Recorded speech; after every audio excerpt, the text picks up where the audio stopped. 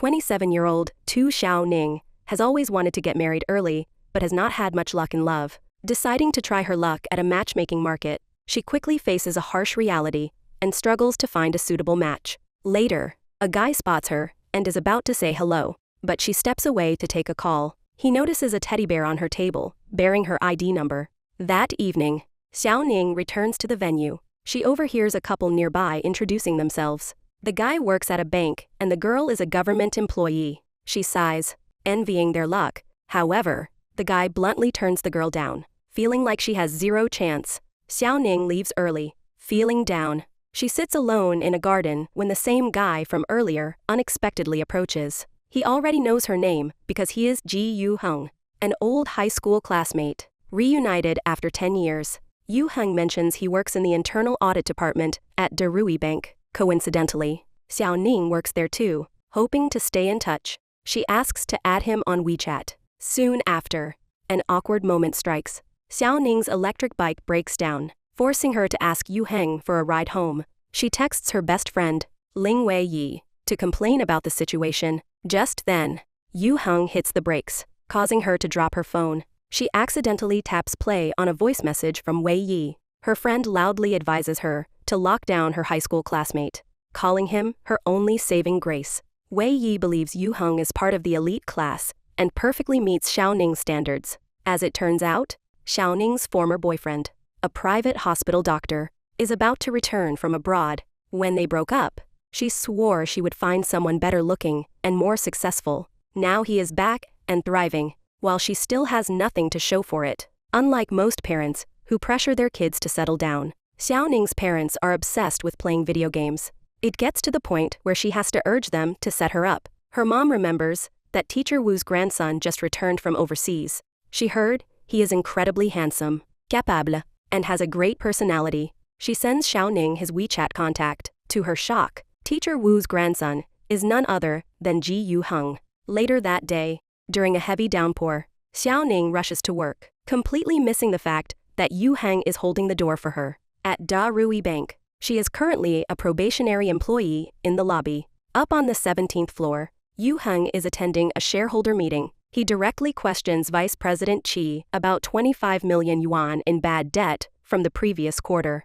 Qi defends himself, claiming that corporate loans always carry high risks, and he could not have predicted their bankruptcies. Yu Heng argues that Qi failed to do proper due diligence. His investigation revealed that most of the bad debt belonged to Qi's friends and distant relatives. He firmly reminds Qi that bankers are meant to use large funds to help others, not to line their own pockets. Meanwhile, Xiao Ning fails her evaluation to become a full-time employee. Because the development department is short-staffed, she gets transferred there. Meeting privately with the manager, she demands to know why she was not promoted. Over 3 years at Darui, she earned 3 additional assessment certificates and consistently received top customer ratings. She was never late and always ranked in the top 3 during evaluations. The manager coldly reminds her that in the banking industry, resources and connections matter far more than hard work. The next day, Xiao Ning reports to the development department and meets Rao Jing, the person in charge.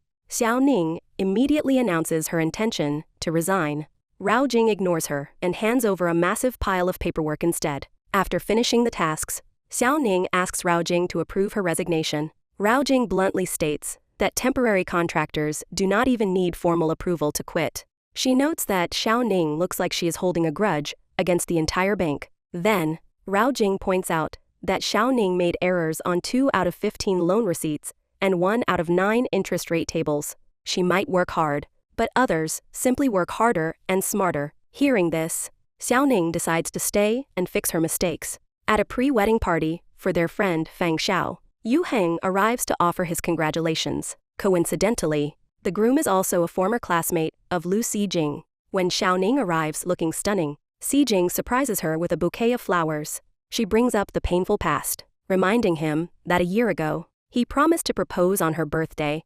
Instead, he chose to stay abroad, abandoning her and leaving her humiliated in front of their friends. Xijing admits he knew how much she was looking forward to marrying him. He confesses that he ran away because he felt he was not ready for marriage and children. But after a year apart, he realized that love cannot simply be measured by practical value. Right in front of their classmates, He publicly apologizes and begs for her forgiveness.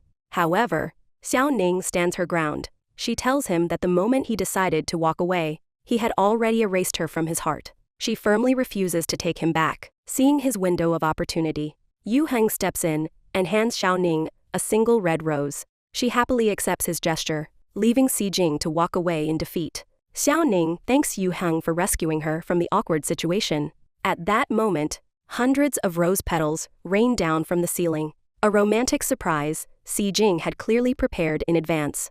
Later in the car, Yu Heng realizes how deeply her past relationship has affected her. She confides that she was just bitter he left without a single word. She explains that she only went on blind dates to quickly find someone better than him to prove a point. But over the past few days, she realized all she truly wants is a stable and happy marriage. Hearing this, Yu Heng pulls the car over. He turns to Xiao Ning and asks her to marry him. As it turns out, Yu Heng has had a crush on her ever since they first crossed paths in their high school courtyard. He only attended that group blind date event because he knew she would be there. The next day, they bump into each other in the bank elevator. The air is thick with tension. The power unexpectedly goes out. Yu Heng handles the situation calmly and contacts security. While they wait to be rescued, he invites her to grab lunch. She politely declines, admitting she is still processing his sudden proposal. During a department meeting, Rao Jing announces that an employee named Zhou Kai has run off with company funds. Since Xiao Ning recently helped him process some commercial invoices, she is ordered to cooperate with the investigation. Xiao Ning defends herself, stating she only assisted him with paperwork and had no part in his scheme. Rao Jing coldly replies that the workplace has no room for personal feelings, heavily implying she wants Xiao Ning to take the fall and leave the department. Refusing to back down, Xiao Ning vows to prove her innocence. She stays late at the office, trying to build her case. By the time she leaves, a heavy rainstorm has hit the city. Running through the rain, she catches sight of a promotional bank poster. Overwhelmed by everything going wrong in her life, she finally breaks down in tears. Right when she feels the most isolated and helpless, Yu Heng appears, sitting together, listening to the rain. Xiao Ning softly admits she wants to marry him. However, the pouring rain drowns out her words, and he completely misses her confession. She assumes he already knows about her mess at work. She feels deeply ashamed that, despite being classmates, he is incredibly successful, while she feels like a total failure. She vents about how hard she has worked, only to be denied a full-time position, dumped into the development department, and now pushed to the brink of getting fired. Yu Heng offers some tough love, telling her that passion is not enough. What matters is actually solving the problem. Encouraged, Xiao Ning realizes that if she digs deep enough, she can find the paper trail to clear her name. Yu Heng smiles, remembering that she has never been the type to give up easily. The next day, the bank holds a formal disciplinary hearing. Since Yu Heng is part of the legal compliance team, he sits on the investigative panel. Xiao Ning presents printed chat logs between her and Zhou Kai, proving she was only responsible for submitting the files. All data collection and data entry were strictly handled by him. She also hands over her personal bank statements and payroll records to prove she never received any shady kickbacks. Yu Heng directly asks if she was aware that the two businesses in question were missing their official tax stamps. She confidently replies that she knew, but points out that bank policy allows companies a 1-month grace period to provide them for urgent transactions. While the taxes were not filed yet, she made sure to secure a formal tax invoice commitment signed by senior leadership. She directs the panel to check the archives for the sealed document. Thanks to her thorough preparation, Xiao Ning is completely cleared. Even the strict Rao Jing secretly acknowledges Xiao Ning's competence. Despite maintaining her icy exterior, the following day, Xiao Ning is assigned to visit a key client at the hospital. She accidentally walks into the wrong room and bumps into Yu Heng. As it turns out, his mother is a patient there. Seeing them together, his mother immediately assumes Xiao Ning is his girlfriend and is absolutely thrilled. She affectionately tells Xiao Ning that her son is deeply introverted and tends to keep his burdens to himself, but she promises that whenever he makes a vow, it is a lifelong commitment. A moment later, his mother suffers a sudden medical episode. The doctor delivers grim news. Despite receiving the best care, her condition is deteriorating rapidly, and she does not have much time left. At that moment, Xiao Ning understands exactly why Yu Heng is in such a rush to get married. She waits for him down in the hospital lobby and offers to take him out for a meal. Skipping the fancy restaurants, She guides him to a bustling local snack street. Afterward, she takes him to their old university stadium, wanting to help him recapture the carefree feeling of their student days. As they walk, Xiao Ning questions why he would choose her when a guy with his credentials could have anyone. Yu Heng softly confesses that he feels safe whenever he is by her side. He explains that by walking into a marriage without massive expectations, every single day has the potential to bring wonderful surprises. Xiao Ning agrees, noting that setting a low bar means it is easier to find happiness. Still, she feels she is holding him back, since her career is so unstable. Yu Heng reassures her that work is just one fraction of a person's life. He believes the true value of marriage is having someone waiting for you at home after a long, exhausting day, someone to watch a movie with and talk to about everything and nothing. Hearing this, Xiao Ning makes up her mind. She tells him she is going to grab her household registration book so they can officially tie the knot. Later at home, Yu Heng stares at an old photograph of his father. He recalls the darkest day of his life when his mother told him his father had passed away. Rumors swirled that his dad had accepted bribes and taken his own life out of fear of going to prison. During his lowest and most desperate moment, it was Xiao Ning who pulled him back from the edge, thinking he might do something drastic. She had urged him to look toward the future, reminding him that staring at the past only brings pain. She had handed him an umbrella to weather the storm, promising that the sky would eventually clear. That single act of warmth from Xiao Ning was what brought color back into Yu Heng's pitch-black world. When her parents hear the sudden wedding news, her mother urges her to think things through, warning that marriage is very different from simply dating. Xiao Ning quickly explains that her future husband is none other than Teacher Wu's grandson, the very man her mother was praising not long ago. Yu Heng steps in, explaining that they have known each other for nearly a decade since high school and understand each other perfectly. To put her parents completely at ease, Xiao Ning adds a little white lie, claiming she has secretly been in love with him since high school but never had the courage to confess because he was so out of her league. She declares that reuniting with him felt like destiny. Reassured, her parents happily hand over her household registration book. The next morning, Yu Heng drives Xiao Ning to the Civil Affairs Bureau. They quickly realize they completely forgot to take their official ID photos. They rush to a nearby studio, but by the time they finish, they end up missing the registration window entirely. Unaware of the delay, Xiao Ning's parents believe the marriage is already official and start calling him their son-in-law. Playing along, Yu Heng holds Xiao Ning's hand and earnestly promises her parents he will take good care of her. Delighted, her parents hand them traditional red envelopes. Afterward, Xiao Ning thanks him for not blowing their cover, wanting to keep her parents happy and stress-free. She admits that while she is excited about their future, the sudden shift in their relationship feels overwhelming and she needs a little time to adjust. Understanding completely, Yu Heng tells her to stay and spend the evening with her parents while he heads back to his place. He promises to give her all the space she needs to adapt before they take the next big step. Back at Darui Bank, Rao Jing treats Xiao Ning to some new clothes for an upcoming client dinner. The next morning, in the elevator, Yu Heng texts Xiao Ning, playfully complaining that she turned down his lunch invitation just to attend a business dinner. Nearby, Rao Jing is asking Director Yao to go easy on an upcoming audit. Overhearing this, Yu Heng coolly states that the supervision department will make its own impartial judgment. He adds that, if the development team is bending the rules, no one will be able to save them.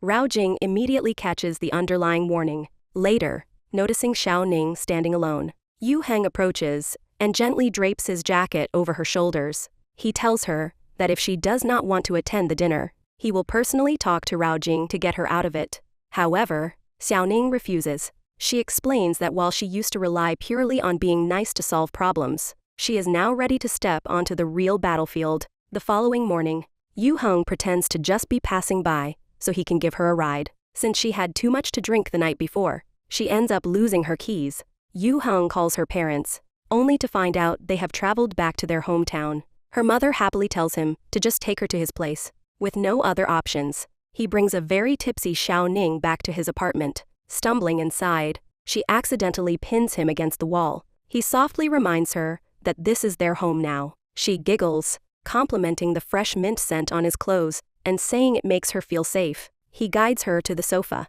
quietly frustrated with Rao Jing for letting her get so incredibly drunk. Without warning, Xiao Ning grabs his tie and pulls him close. Studying his face, She bluntly admits that he is her exact ideal type, praising his eyes, nose, and lips. She even jokes that, if he was not so ridiculously handsome, she never would have agreed to marry him in the first place. As he watches her sleep soundly on his couch, Yu Heng can hardly believe this wonderful reality is actually happening. Early the next morning, Xiao Ning wakes up completely disoriented. Wandering downstairs, she finds a sweet note from Yu Heng, reminding her that his home is now her home too. Later at the company cafeteria, they share secret glances across the room. When colleagues notice a small scratch on Yu Heng's neck, he smoothly covers it up by claiming a naughty little kitten at home scratched him. After work, Yu Heng takes Xiao Ning shopping for household essentials. His once quiet, empty house is finally filled with her warmth and energy. The next day at the office, she asks him for a little more time before they publicly announce their marriage to their coworkers. Tension runs high at the bank as the development department waits to see if Rao Jing or Zhao Fang will be promoted to director. Rumors start flying that their team will be merged with Department 2. The manager of Department 2 even stops by to start buttering up his future staff. But in a massive twist, the bank's general manager officially appoints Yu Heng to take over the development department. The team is immediately outraged, arguing that Yu Heng only has experience in internal audits, not sales. Frustrated by the news, Xiao Ning texts him demanding to meet. Since he is tied up in meetings, he promises to talk to her at home. After work, he tries to pick her up, but she coldly replies she is eating at her parents' house. Guessing she is furious, Yu Heng heads straight to her parents' place, throwing on an apron and cooking a massive meal to win her over. During dinner, Xiao Ning refuses to eat the fish, complaining she hates picking out the bones. Yu Heng patiently removes the bones for her, but she stubbornly ignores his plate.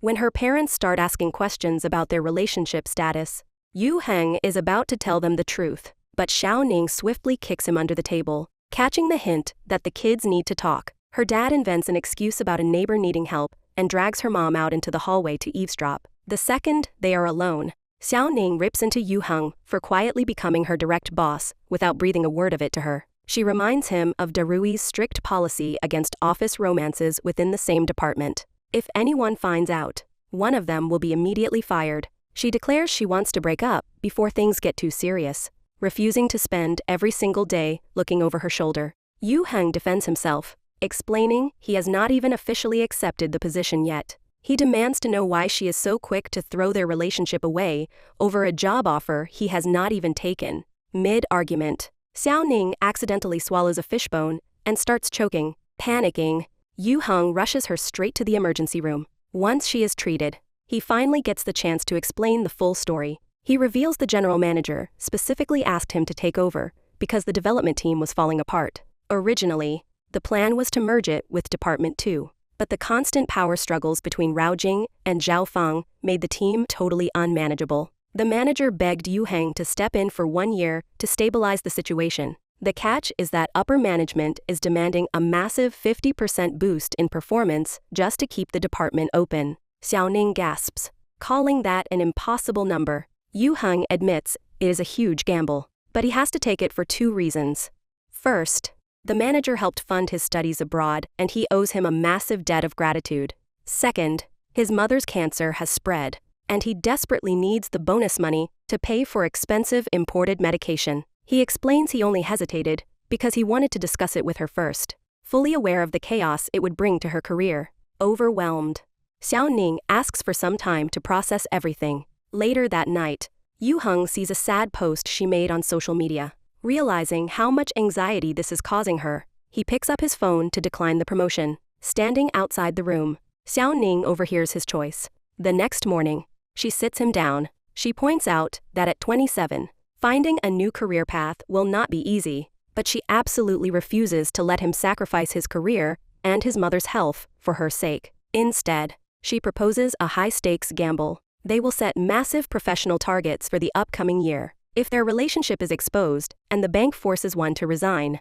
whoever is falling short of their goal will be the one to pack up their desk. If they survive the year and hit their targets, they will finally host their official wedding. Her goal is to secure a permanent, full-time contract. His goal is to double the entire department's revenue. Yu Heng officially steps in as the new head of the development department. On her way in, Xiao Ning clips on her new employee badge, only to realize in horror that she accidentally grabbed Yu Heng's badge that morning. Facing a room full of visibly hostile employees, Yu Heng calmly introduces himself. To break the ice, he invites the entire team out for a welcome lunch. Zhao Feng instantly shoots him down, flat out refusing to go. Later at the cafeteria, Xiao Ning is having lunch with Wei Yi when Yu Heng casually strolls over, checking to make sure no coworkers are looking. He discreetly signals her to swap their name tags under the table. That afternoon, Yu Heng calls for an emergency staff meeting.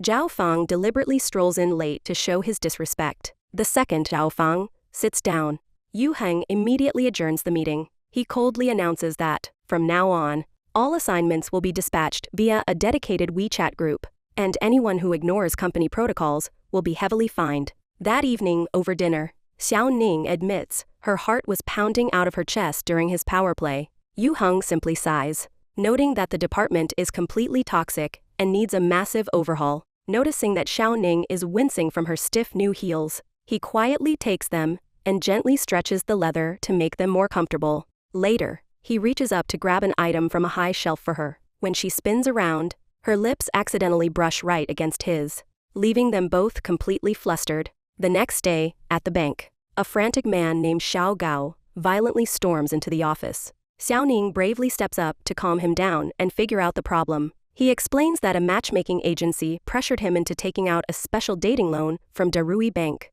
The woman he was set up with took the cash and vanished, and now the bank is aggressively demanding he repay the stolen money. Screaming, he demands Xiao Ning immediately delete his loan account. Thinking fast, she asks for his secure password to distract him. Seizing the opening, Yu Heng lunges forward and wrestles the knife out of the man's hand. Panicking, Xiao Gao scrambles, grabs the blade, and wildly swings it. Without hesitation, Yu Heng throws himself in front of Xiao Ning, taking the hit to shield her. Later at the hospital, Xiao Ning sneaks into Yu Heng's room, terrified for his safety and completely focused on his badly injured arm. He playfully scolds her for being so reckless and trying to negotiate with an armed man.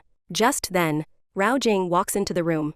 Yu Heng smoothly shifts his position, pretending he is totally alone while Xiao Ning hides. When Rao Jing pulls out her phone to call Xiao Ning for an update, Xiao Ning manages to hit the mute button mere seconds before it rings, narrowly avoiding a massive disaster. Calling Zhao Feng into his office, Yu Heng orders him to personally investigate the fraudulent dating loans. Zhao Feng arrogantly brushes him off, claiming he is too busy for detective work. Yu Heng sharply reminds him that since he is the manager in charge of consumer credit, if he does not clean up this mess, the executives at headquarters will be the ones interrogating him next. Suitably threatened, Zhao Feng and Rao Jing both race down to the matchmaking agency to dig for clues. When they arrive, the agency staff immediately recognize Xiao Ning as a former VIP client. The moment the topic of funding comes up, the staff aggressively push Darui Bank's loan program. They casually brag that their boss is tight with President Jiang at Darui, guaranteeing that as long as Jiang is in power, the loans will easily get rubber-stamped. That night at home, Xiao Ning carefully helps Yu Heng change his shirt around his bandages. She proudly brags about her own undercover work at the agency, boasting about how she smoothly manipulated the conversation so no one found out she and Yu Heng originally met there on a blind date. Impressed, Yu Heng praises her quick thinking and playfully promises to give her a special reward later that night. Her imagination immediately runs wild, and she panics, making up a terrible excuse about needing to see Wei Yi so she can bolt out the door. Knowing exactly what she is doing, Yu Heng simply waits for her at the end of the alley, and the two end up taking a romantic stroll. Curious, she asks if he would have taken a knife for any other employee. He honestly answers yes, but clarifies the difference. To anyone else, he was just fulfilling his duty as a boss, but for her, he was protecting his future wife. Soon after, Qi Yu, the bank director's personal driver, pulls up to hand Yu Heng some urgent files. Surprisingly, he already knows Xiao Ning. Later on, the rooftop, as Xiao Ning gently cleans Yu Heng's wound, she reveals that Qi Yu is actually Wei Yi's former boyfriend. Because of the complicated history, she desperately wants to keep her relationship with Yu Heng a total secret from him. Meanwhile, outside a local bakery, Wei Yi unexpectedly runs into Qi Yu. They originally broke up because his family pressured him to move back to their rural hometown. He deeply apologizes, revealing that he fought tooth and nail to get a job at Darui Bank just so he could be near her again. Wei Yi looks at him sadly, admitting that while she used to wait by the phone for his return, he is nothing more than a closed chapter in her life now. Back at the apartment, Xiao Ning happily digs into a delicious dinner cooked by Yu Heng. Her phone suddenly rings. It is Xiao Gao calling to profusely thank her. Thanks to her brilliant advice, he managed to corner the matchmaking agency and force a settlement before they could declare bankruptcy. Before hanging up, he awkwardly asks her to apologize to Director Ji for the stab wound. During the morning briefing, Yu Heng announces that the dating loan crisis has been officially resolved. He publicly praises Rao Jing for her relentless investigation. Then, he sharply pivots and aggressively criticizes Zhao Feng for his sloppy handling of the original loan approvals. Furious, Zhao Feng demands to know why he is being publicly humiliated after doing all the legwork to solve the case. Yu Heng firmly points out that while President Jiang championed the project, Zhao Feng was the senior representative who carelessly signed off on the paperwork. Zhao Feng storms out, convinced he is just a scapegoat, and that Yu Heng is simply using him to assert his dominance over the rebellious department. The next morning, Xiao Ning visits her mother-in-law at the hospital. Her mother pulls her close, advising her that if she is ever upset with Yu Heng, she needs to be incredibly direct, as he has a terrible habit of bottling up his true feelings. Xiao Ning sweetly reassures her that they are getting along perfectly. Noticing Xiao Ning's bare hands, the mother insists Yu Heng grab a special gift box from the cabinet. Inside is a beautiful set of wedding bands she bought specifically for them. Later, when they are alone, Yu Heng asks Xiao Ning if she is still angry about the way he treated Zhao Feng. She openly admits that she thinks he was completely out of line for punishing Zhao Feng so harshly, adding that the entire office thinks he was just going on a petty power trip. Yu Heng coldly replies that, as a department head, he cannot make executive decisions based on how an employee might feel about it. Frustrated, Xiao Ning tells him she feels like she does not even know who he is anymore. Still furious, she packs a bag and goes to stay at her parents' house, leaving Yu Heng to helplessly watch her walk away, having zero experience with relationships. A desperate Yu Heng tracks down Wei Yi for advice. He admits he cannot understand why Xiao Ning cares so much about Zhao Feng's career. Wei Yi rolls her eyes, explaining that Xiao Ning does not care about Zhao Feng. She is furious because Yu Heng acts like a stubborn dictator who completely disregards the feelings of the people around him. She strictly warns him that shutting his partner out of his thought process is the fastest way to destroy a relationship. Taking the advice to heart, Yu Heng waits outside Xiao Ning's family home the next morning. She wordlessly hands him a small fish tank and tells him they will talk back at their apartment. Once they are home, he finally drops his guard. He explains that while Zhao Feng did not personally approve the fraudulent loans, his extreme negligence allowed the scam to happen. Because the knife incident caused massive reputational damage to the branch, the general manager was actually demanding Zhao Feng be immediately fired. Yu Heng reveals that because he knows Zhao Feng is incredibly talented, he fought to save his job. By giving him a harsh public scolding, he provided headquarters with the blood they wanted, saving Zhao Feng from termination or a severe demotion. Hearing the truth, Xiao Ning's anger completely melts away. She gently scolds him for keeping all his brilliant strategies locked inside his head. She points out that if he simply communicated his intentions, his employees would not resent him. Wanting to make things right, Yu Heng promises to be more transparent from now on, practically begging her not to give up on their marriage so easily. Looking down at the fish her dad gave them, Yu Heng names him Nemo and eagerly volunteers to be on full-time tank cleaning duty.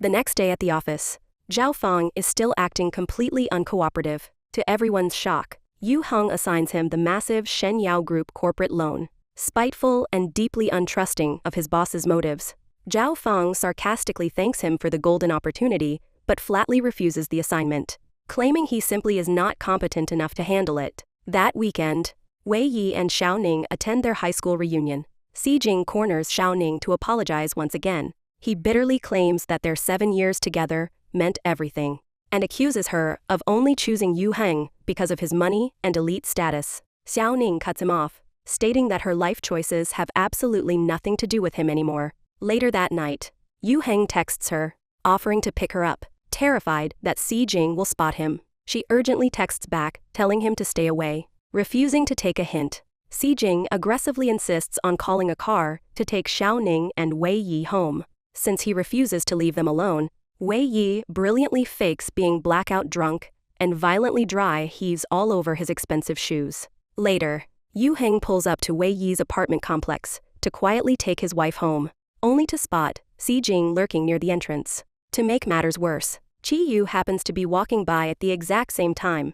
Trapped, Yu Heng has no choice but to kill the engine and hide in the shadows. The next morning, Xiao Ning finally checks her phone and sees Yu Heng's unread messages. She frantically races downstairs, but the street is empty. She scolds herself, wondering how she could possibly expect him to wait in his car all night long. Without warning, Yu Heng casually steps out from around the corner. He had parked down the block and waited for the sun to come up just to drive her home. During the drive, Yu Heng asks for her honest assessment of everyone in the development department. He knows that, unlike auditing, sales requires total team synergy, and he needs to understand their true capabilities. Xiao Ning explains that Rao Jing is fiercely decisive and makes clients feel incredibly secure. When she locks onto a target, she never misses, and she proudly holds a record of 0 bad debt. Zhao Feng is the exact opposite. He seamlessly blends in with his clients, perfectly catering to the massive egos of high-net-worth individuals.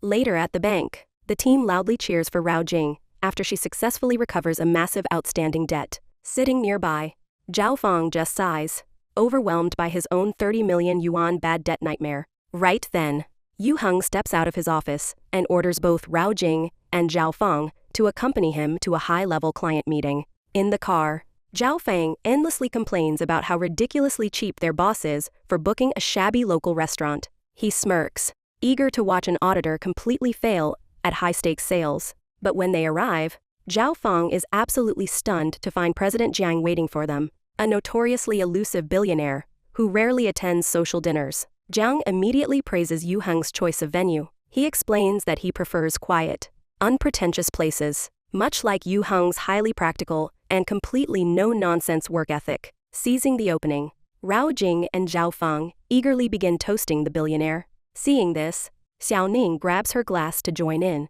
but Yu Heng smoothly intervenes, loudly announcing to the table that she is the designated driver for the evening. Catching the hint, President Jiang smiles and switches to drinking tea. Knowing that Jiang is currently developing a massive commercial complex for small businesses, Yu Heng casually mentions that Zhao Feng currently manages 2 vacant commercial buildings that would make perfect temporary headquarters, offering them completely free of charge.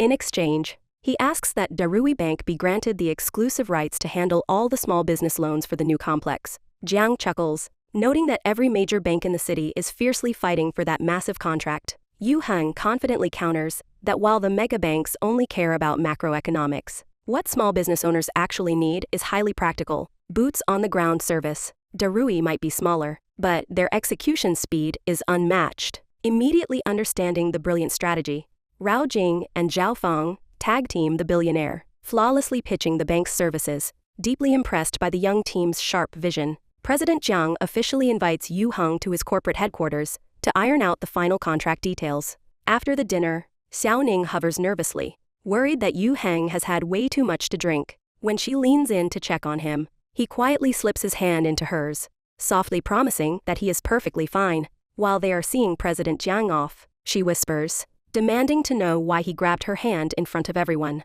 He playfully blames the alcohol, but she can tell by the sharp look in his eyes that he is completely sober, slurring his words just enough to be convincing. He demands his designated driver take him home. In the car, Zhao Feng breaks the silence, genuinely confused as to why Yu Heng would hand him such a massive deal on a silver platter. Xiao Ning smiles, suggesting that their boss is simply trying to turn a bitter rival into a powerful ally.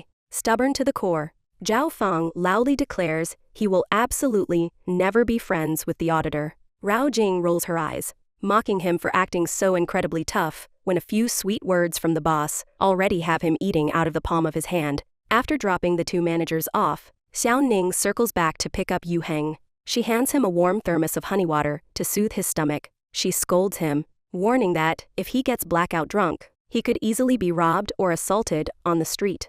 Looking right at her, he softly promises that as long as he has someone waiting for him at home, he will never allow himself to get drunk outside again. Impressed by his smooth maneuvering at dinner, she praises him for finally learning how to play the corporate game with a human touch. To reward him, She drives him down to the beach for some late-night ice cream. Staring out at the water, Yu Heng quietly admits that he is deeply flawed, and sincerely thanks her for constantly guiding him.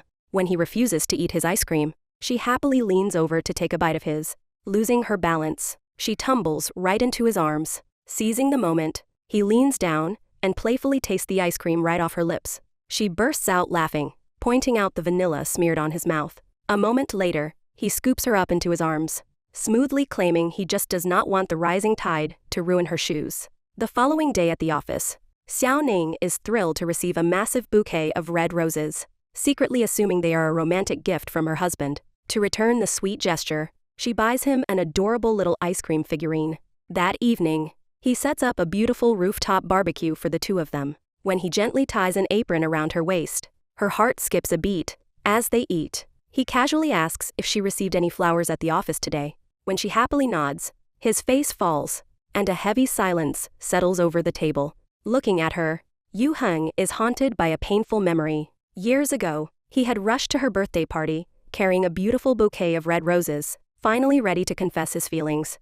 But he arrived exactly 1 second too late. He was forced to watch from the shadows as Xi presented her with a massive floral arrangement. She had happily picked out a single blue rose and agreed to be his girlfriend. For years, Yu Heng blamed himself for being too slow, cursing the red roses that never made it into her hands. Back in the present, Xiao Ning suddenly realizes the flowers were not from him. Disgusted, she immediately marches inside and violently shoves the entire bouquet into the trash.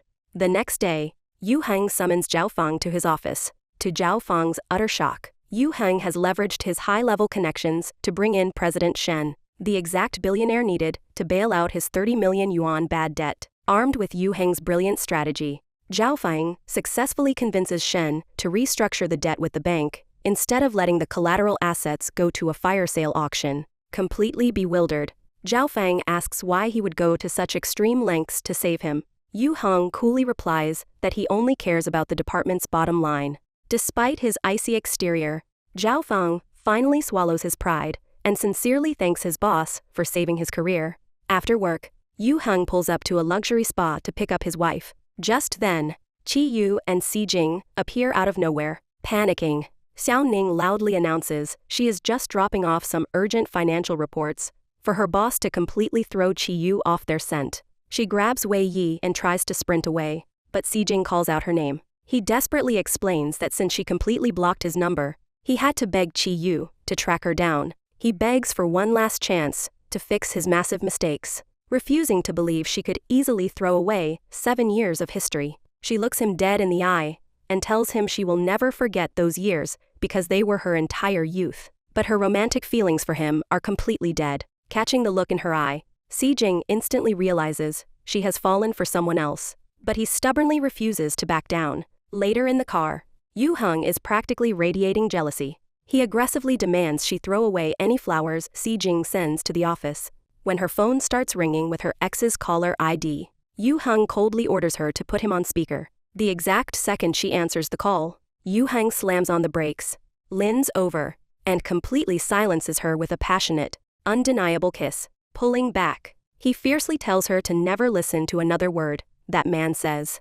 Meanwhile at the bank, Zhao Feng receives a massive corporate bonus for clearing the bad debt. Passing Yu Heng in the hall, Zhao Feng stops, respectfully salutes him, and calls him Commander. Amused, Yu Heng simply orders him into his office for a full debrief. Watching from her desk, Rao Jing bursts out laughing, amazed that someone finally managed to tame the wildest ego in the department. Later that week, Xiao Ning agrees to meet Xi one final time to end things for good. She sincerely thanks him for 7 years of beautiful memories. She wants to close their chapter with grace, making it crystal clear she will never give him a chance to start over. Xi aggressively curses himself for destroying their future, fully aware that if he had not abandoned her, they would already be happily married. Xiao Ning softly replies that absolutely no one is going to stand frozen in place forever, waiting for someone who walked away. Taking a deep breath, she bravely looks him in the eye and confesses that she is madly in love with Yu Heng. She explains that, because of the bank's strict anti-fraternization policies, they are keeping it a total secret, but she wanted him to hear the absolute truth so he would finally move on. The next morning at the hospital, Yu Heng runs into Xiao Ning right outside his mother's room. She smiles and whispers that she finally took care of the sieging situation for good, and the two happily walk in to visit her mother together. That evening, Xiao Ning treats him to a massive plate of dumplings, specifically ordering his 3 absolute favorite fillings. Shocked, he asks how she could possibly know his specific preferences. She laughs, reminding him that he was the absolute, undisputed god of their high school, and literally every girl on campus obsessively tracked his habits. Right then, Yu Heng remembers a very specific day. He recalls seeing her standing nervously outside a classroom door, but the second he walked by, she tucked her head down and sprinted away in terror. He squints at her, suspiciously asking if she was actually waiting for him that day. Blushing furiously, she admits she was, but quickly ruins the moment by explaining she was just acting as a delivery girl for her desk mate's love letter. Yu Heng's face instantly drops, annoyed by his sudden mood swing. She demands to know what is wrong, staring at her. He asks a heavy question. He wonders if their marriage is still just a marriage of convenience, based on checking the right boxes, or if there is something real between them. She softly smiles, telling him she thinks they are building a genuinely beautiful life together. Walking down the familiar streets near their old campus, she playfully points out the exact corners where girls used to wait in the freezing cold for hours just to catch a glimpse of him. She laughs, wondering what those girls would do if they found out she was the one who finally locked him down. He pulls her close, firmly declaring that he belongs to her, and no one else could ever steal him away. The next morning, Yu Heng drags her out of bed, insisting they sneak back onto their old high school campus. Standing together on the rooftop, she looks down, suddenly remembering the terrifying day she thought he was going to jump. He wraps his arms around her, whispering that the words she shouted at him that day were the only thing that gave him the strength to survive the absolute darkest period of his life. Later that night at home, Yu Heng stares at the ceiling, wondering if dropping the bomb that he has been hopelessly in love with her for 10 years would completely overwhelm her. Deciding to keep his secret just a little longer, he vows to stop looking backward and focus entirely on building incredible new memories with his wife. The following afternoon, Yu Heng spots Xiao Ning struggling to hang up the laundry and quickly rushes over to help. Sitting down together, she admits that their relationship has hit the gas pedal, and she is terrified they will start fighting once the honeymoon phase wears off. To keep the peace, she proposes 3 unbreakable house rules. First, absolutely no bringing toxic office drama back to the apartment. Second, they need a rock-solid financial agreement. Without missing a beat, Yu Heng pulls out his phone and immediately transfers his entire life savings directly into her personal account. He casually mentions he has a few scattered investment portfolios he needs to consolidate, but promises to hand over his main payroll card by the end of the week. He tells her she only needs to give him a tiny monthly allowance for basic clothes, gas money, and the occasional fishing trip with the bank executives. Stunned by his total surrender, she asks if he does not want any extra cash to just go out and have fun. He looks right at her and says there is only one place in the world he actually wants to spend his money: taking her camping. Surprisingly, it is the first time either of them has ever been out into the wilderness. They spend the entire weekend laughing, strumming an old acoustic guitar, struggling to pitch a massive tent, and brewing fresh coffee over an open fire. Watching him flawlessly build the campsite, she shakes her head, amazed that a guy her exact age seems to know how to do literally everything. He casually explains that life forced him to grow up fast. He has been living entirely on his own since he was a kid. During his freshman year of college, while everyone else was partying, he spent every free second aggressively interning at cutthroat securities firms and elite investment banks before securing a full ride to study abroad. Shocked by his relentless grind, she sadly notes that he completely missed out on simply being young. She cautiously asks if he ever found the time to date anyone. He softly admits he never officially had a girlfriend, but there was one girl he was absolutely crazy about. Unfortunately, right when he finally worked up the courage to confess, she started dating someone else.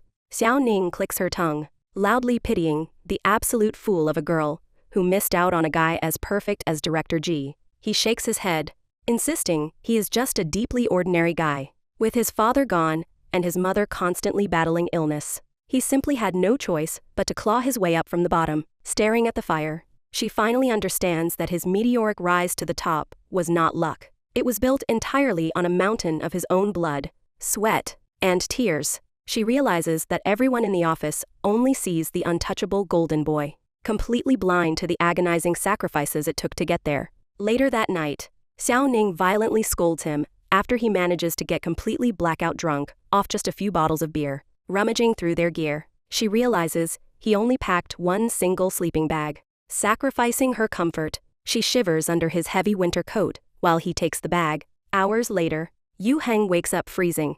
Seeing her shivering, he gently drapes a heavy wool blanket over her shoulders. Startled, she rolls over, locking eyes with him in the dark tent. Unable to look away, he leans down and presses a devastatingly soft goodnight kiss against her lips, silently praying he can permanently burn this perfect memory into his brain. The next morning, Xiao Ning flutters her eyes open to find his gorgeous face inches from hers. Her mind instantly races, flooding with wild fantasies of passionate, breathless kisses. Sensing her staring, he opens his eyes, sleepily assuming she is totally regretting what happened the night before. Completely mortified by her own dirty thoughts, she jumps up and loudly declares she wants to go home immediately to eat. What follows is a thrilling string of secret, adrenaline-fueled days at the office, playing the strict boss and the obedient subordinate in public. They constantly sneak away to share breathless, terrifyingly sweet moments in empty copy rooms and deserted stairwells. But the second they unlock their front door, the act drops, and they seamlessly slip back into being a blissfully happy, perfectly domestic, married couple. Back at the bank, Xiao Ning freezes when Rao Jing casually mentions that today is Director Ji's birthday. Completely distracted by her own guilt, she accidentally spills scalding hot water all over her hand. Seeing her wince, Yu Heng instantly panics and orders her into his private office. Locking the door, he gently and meticulously applies burn ointment to her bright red skin. She furiously berates herself, calling herself the worst wife in the world for not even knowing her own husband's birthday. Smiling softly, he tells her the only present he wants is to bake a messy cake with her in their kitchen. Right after work, the two hit the local supermarket to load up on baking supplies. Suddenly, Yu Heng's phone rings. It is Zhao Feng, loudly declaring that he and the team are coming over to his apartment to throw him a massive birthday party. To make matters infinitely worse, Zhao Feng mentions they are currently shopping at the exact same supermarket. Feeling bad that their supposedly single boss was going to spend his birthday entirely alone, Zhao Feng rallied the troops to make him a massive hot pot dinner. Seeing the absolute terror in Xiao Ning's eyes, Yu Heng quickly signals her to run. Slipping out of the aisle, she frantically texts him to stall the team for as long as humanly possible so she can sprint back to the apartment and scrub all traces of her existence. Doing his best, Yu Heng intentionally buys two massive, overflowing carts of groceries and purposely leads the team on a ridiculously convoluted, painfully slow walking route back to his place. He even stops to passionately lecture them about the rich architectural history of a random brick wall on his street just to buy her a few extra minutes. The second they finally unlock the front door, Xiao Ning hears the click and dives headfirst into the guest bedroom. A few minutes later, Zhao Feng wanders into the bathroom and spots a single, brightly dyed strand of long hair, resting perfectly on the sink. Smirking, he marches back out, loudly announcing to the team that their icy boss definitely has a secret live-in girlfriend. And conveniently, she dyes her hair the exact same shade as to Xiao Ning. Thinking fast, Yu Heng herds the entire loud group up to the rooftop terrace to set up the hot pot. Claiming he needs a minute to change out of his suit, he sneaks into the bedroom and finds his brilliant wife currently curled up in a ball inside his closet. After hatching a quick plan, Xiao Ning successfully sneaks out the front door, waits 5 minutes, and then casually rings the doorbell like she was just arriving for the party. Up on the roof, Yu Heng casually walks over and asks Xiao Ning to help roll up his dress shirt sleeves. Watching the intense, silent electricity passing between their eyes, Rao Jing instantly figures out the explosive truth. The drinks flow, and the entire team happily toasts their boss. When Yu Heng steps away for a phone call, Li Xiang leans in and warns Xiao Ning to hustle, leaking the rumor that the boss is actively looking to hire a new heavy hitter for their department. A moment later, Yu Heng returns, realizing he forgot to bring up the board games. He asks Xu Li to run downstairs and grab the box from the spare room. Unfortunately, Xu Li grabs the entirely wrong box, setting it on the table. Yu Heng's face slightly drops. He smoothly explains that it contains a custom doll he made years ago, but never got the chance to give to his secret crush. Hearing him publicly confess he still cares about a ghost from his past, Xiao Ning's heart completely shatters. Furious and deeply hurt, she shoots him a text, saying she is going to crash at Wei Yi's apartment for the night. Walking to the train, she fumes, angrily blaming him for holding on to a romantic relic from another woman. She tells herself she is not just being crazy and jealous, they both have exes, but an unfulfilled, unrequited obsession is infinitely more dangerous than a former boyfriend. When she finally bursts into Wei Yi's apartment, she finds her best friend completely glued to her phone, smiling like an idiot. Xiao Ning instantly guesses she finally caved and took Qiyu back. Giggling, Wei Yi confesses that when he came over to fix her blown light bulb, he got a little sweaty, accidentally flashing a deeply impressive set of six-pack abs. When he conveniently left his ID behind, she happily marched all the way to his staff dorm to return it.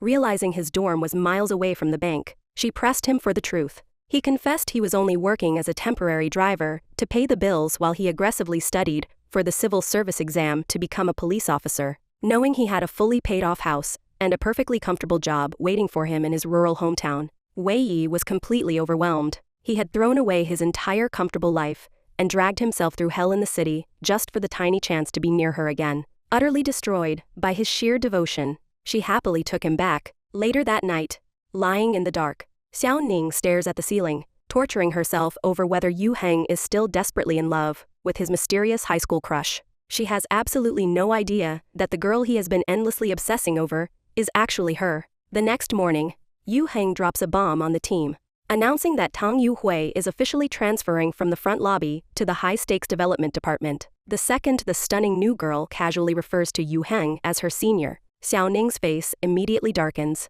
Whispers instantly erupt across the bullpen about their complicated history.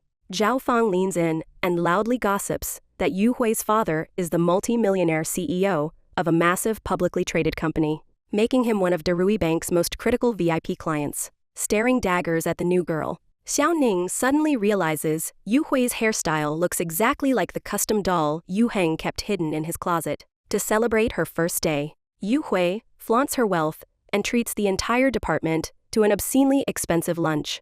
Xiao Ning's blood absolutely boils as she watches the new girl boldly place choice pieces of meat directly onto Yu Heng's plate. Misreading Xiao Ning's murderous glare, Zhao Fang assumes she is just incredibly depressed about being single. Pitying her, he asks what her exact type is so he can set her up. Staring directly at her husband, Xiao Ning loudly declares she only wants a young, passionate artiste. She claims she does not care about looks or money, as long as the guy knows how to keep a strict, healthy distance from other women. Taking her literally, Zhao Fang excitedly realizes he knows the absolute perfect guy for her. The second she agrees to the blind date, Yu Heng nearly chokes on his food. Later, she steps out into the hallway to confront him, but he aggressively pins her against the wall before she can say a word. Furious, he demands to know if she is seriously going to go on a date with another man. She rolls her eyes, claiming she only agreed to save Zhao Fang's fragile ego and will just reject the guy later. Yu Heng absolutely refuses to accept that,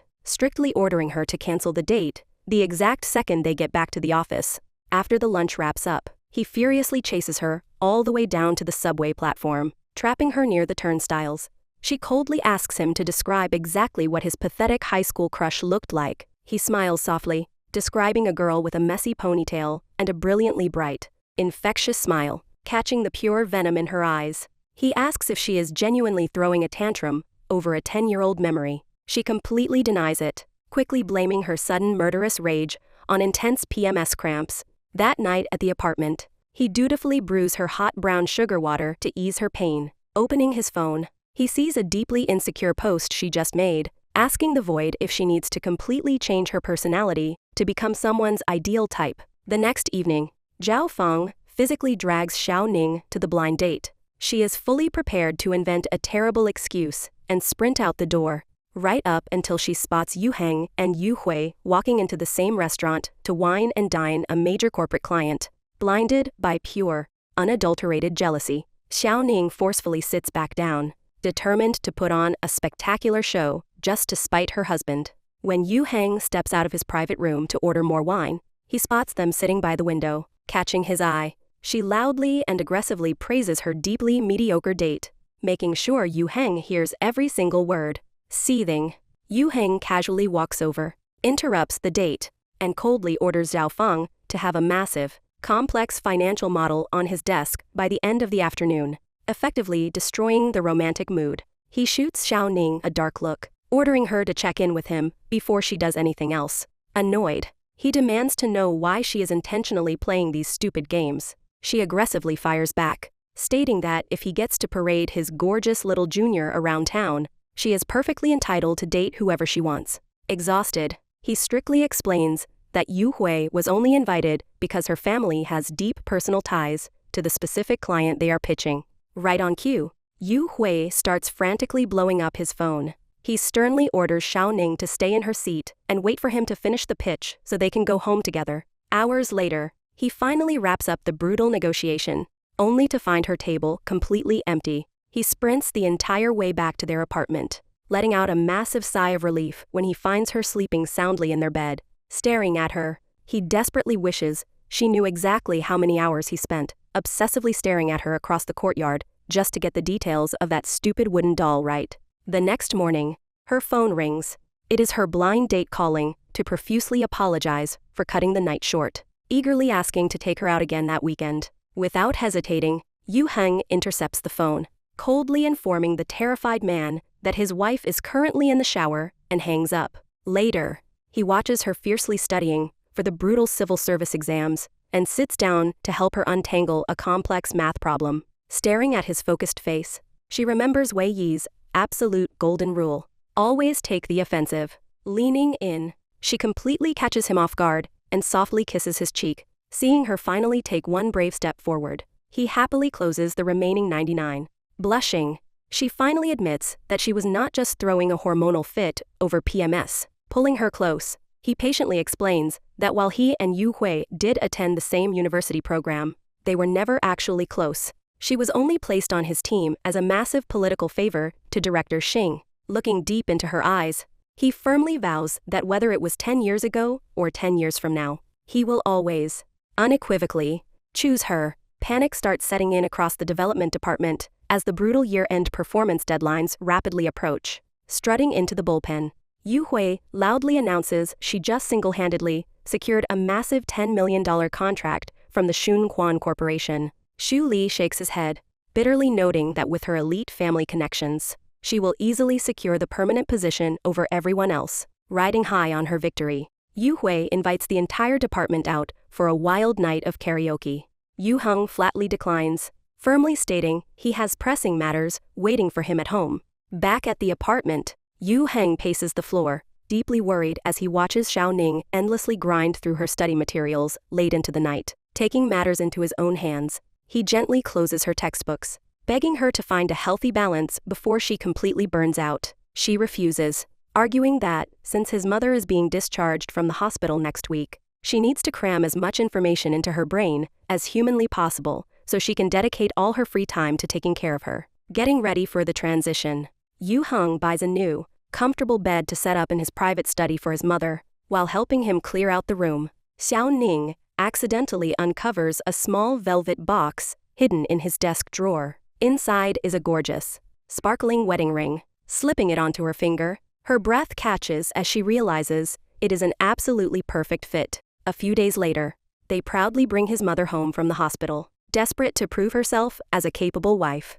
Xiao Ning violently insists on cooking a massive welcome feast. However, the second she pulls the raw fish out of the fridge, she completely freezes, having absolutely no idea how to prepare it. Sighing, Yu Heng steps in, expertly cleaning and prepping the massive fish. Taking over the easy part, Xiao Ning confidently tosses it into the frying pan with hot oil. Seconds later, a massive fireball erupts from the stove, and she begins screaming for her husband. Just as total chaos breaks out, her own parents casually walk through the front door. Taking one look at the absolute disaster zone, her mother rolls up her sleeves, violently kicks them both out of the kitchen, and flawlessly cooks a massive, 10-course banquet from scratch. Laughing, his mother pats Yu Heng on the shoulder, officially ordering him to take over all cooking duties permanently, while she and her beautiful new daughter-in-law relax on the couch and watch soap operas. Because his mother took over the study, Yu Heng is officially forced to sleep in the master bedroom, terrified of crossing a line. He grabs a pillow and heads for the living room sofa. But Xiao Ning frantically stops him. Terrified, his mother will assume their marriage is falling apart. To avoid the awkward tension, she grabs a stack of heavy banking regulations and pretends to aggressively study just so she can stay up later than him. The next morning, Xiao Ning wakes up completely horrified to find her sick mother-in-law has already cooked a massive breakfast spread. She furiously kicks Yu Heng under the table, demanding to know why he did not wake her up at dawn. He just laughs, reminding her that they are real family now, and she does not need to put on a fake, perfect show for them. Smiling warmly, his mother admits she heard Xiao Ning frantically flipping pages until 2 in the morning and strictly forbids her from ever stressing over mindless household chores again. Later that week at the bank, Xiao Ning starts suffering from a violently painful sore throat, completely forgetting they are in a public office full of hungry gossips. Yu Heng rushes over, his eyes full of panic. Terrified of getting caught, she forcefully swats his hands away, loudly declaring she is perfectly fine, while violently gesturing with her eyes for him to get back into his glass office. Not taking any chances, Yu Heng secretly calls her mother to ask for advice. Hearing that a traditional steamed orange peel recipe works wonders, he aggressively demands the exact step-by-step instructions. He leaves the office hours early just to handcraft the strange remedy for her. Sitting at the kitchen island, she forces down the bitter orange, weakly promising him it is just a minor sore throat and she definitely does not have a fever. Refusing to take her word for it, he leans down and firmly presses his cheek directly against hers, feeling her cool skin. A massive wave of relief washes over his face. Smiling, she promises him she will be at 100% by tomorrow morning. Later that night in the master bedroom, Xiao Ning looks up and nearly chokes. Yu Heng casually strolls out of the master bathroom wearing nothing but a loosely tied, dangerously thin bathrobe. Her entire face instantly flushes crimson, smirking at her totally flustered reaction. He asks what is wrong.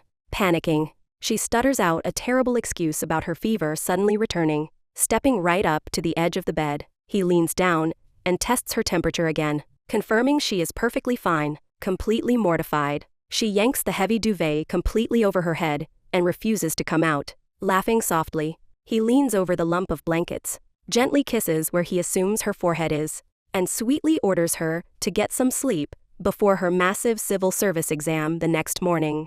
Thanks to his endless support, she crushes the brutal exam without breaking a single sweat. As the year finally draws to a close, Yu Heng violently pushes the entire department to crush their final performance metrics. To celebrate the holidays, Xiao Ning's parents excitedly pack up their car and drive over to spend a massive New Year's Eve dinner with her and his mother. Sitting around the crowded table, the two families happily declare that from now on, they will officially combine their households for all major holidays. After the family dinner, Yu Heng surprises Xiao Ning by taking her to a breathtakingly expensive, reservation-only restaurant overlooking the city. Over glasses of champagne, they happily swap war stories about her brutal exams and his cutthroat corporate battles. Suddenly, Yu Heng excuses himself from the table. A moment later, a beautifully dressed string quartet begins walking toward their section, playing a romantic melody. Xiao Ning's heart absolutely stops, fully convinced he is about to drop to one knee and propose. Instead, the musicians awkwardly walk right past her table and serenade the couple sitting right behind them. When Yu Heng finally returns, carrying a beautiful custom dessert, she aggressively digs her fork through the entire cake, desperately searching for a diamond ring that simply is not there. As the final minutes of the year tick away, overwhelmingly grateful just to be sitting by his side, she laughs, telling him stories about how she and Wei Yi used to get blackout drunk on New Year's Eve and violently scale the razor wire fences of their university dorms just to avoid curfew. Looking down at his glass, Yu Heng softly admits his own youth was incredibly bleak. Every single holiday was spent completely alone, locked in a freezing foreign library, aggressively grinding through his graduate thesis. Hearing the pure isolation in his voice, she grabs his hand, feeling incredibly honored to be the very first person to ever truly celebrate the new year with him. As the massive clock strikes midnight and brilliant fireworks violently explode across the city skyline, they lock hands. They are the very first people in the world to wish each other a happy new year. Overwhelmed by the magic of the moment, Yu Heng takes a deep breath and finally confesses that he is completely, hopelessly in love with her. wanting to hear him say it again. She playfully cups her ear and pretends the fireworks are too loud. Leaning in close, his lips brushing against her ear, he softly whispers that he likes her. After all the lies and the hiding, Yu Heng and Xiao Ning are finally, officially dating.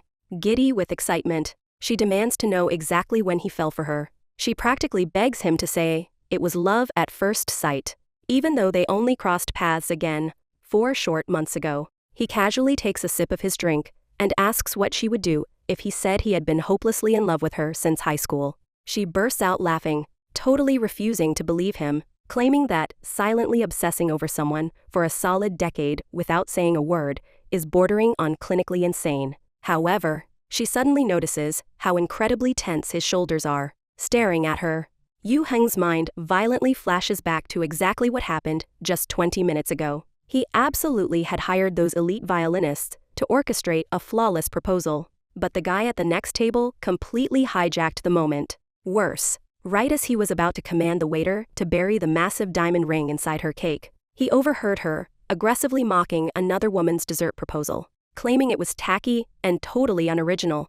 Defeated, he realizes that while he might be an untouchable god in the boardroom, when it comes to romance, he is an absolute, catastrophic failure. Looking into her eyes, he quietly begs her to forgive him for being so incredibly flawed and hopelessly ordinary, tears welling in her eyes, fiercely promising him that he will always be the absolute greatest man to ever walk the earth. A few weeks later, the official scores are posted, and Xiao Ning flawlessly passes her written civil service exams. However, Rao Jing immediately pulls her aside, throwing cold water on her parade by reminding her that, unless she drastically artificially inflates her sales metrics, the bank will never give her a permanent contract. Smirking from her desk, Yu Hui loudly reminds her that moving a client from an initial pitch to a fully funded loan takes months of agonizing work. Sick of the new girl's attitude, Zhao Feng casually walks over and publicly hands Xiao Ning 3 of his most lucrative, fully primed VIP clients just so she can instantly crush her quota.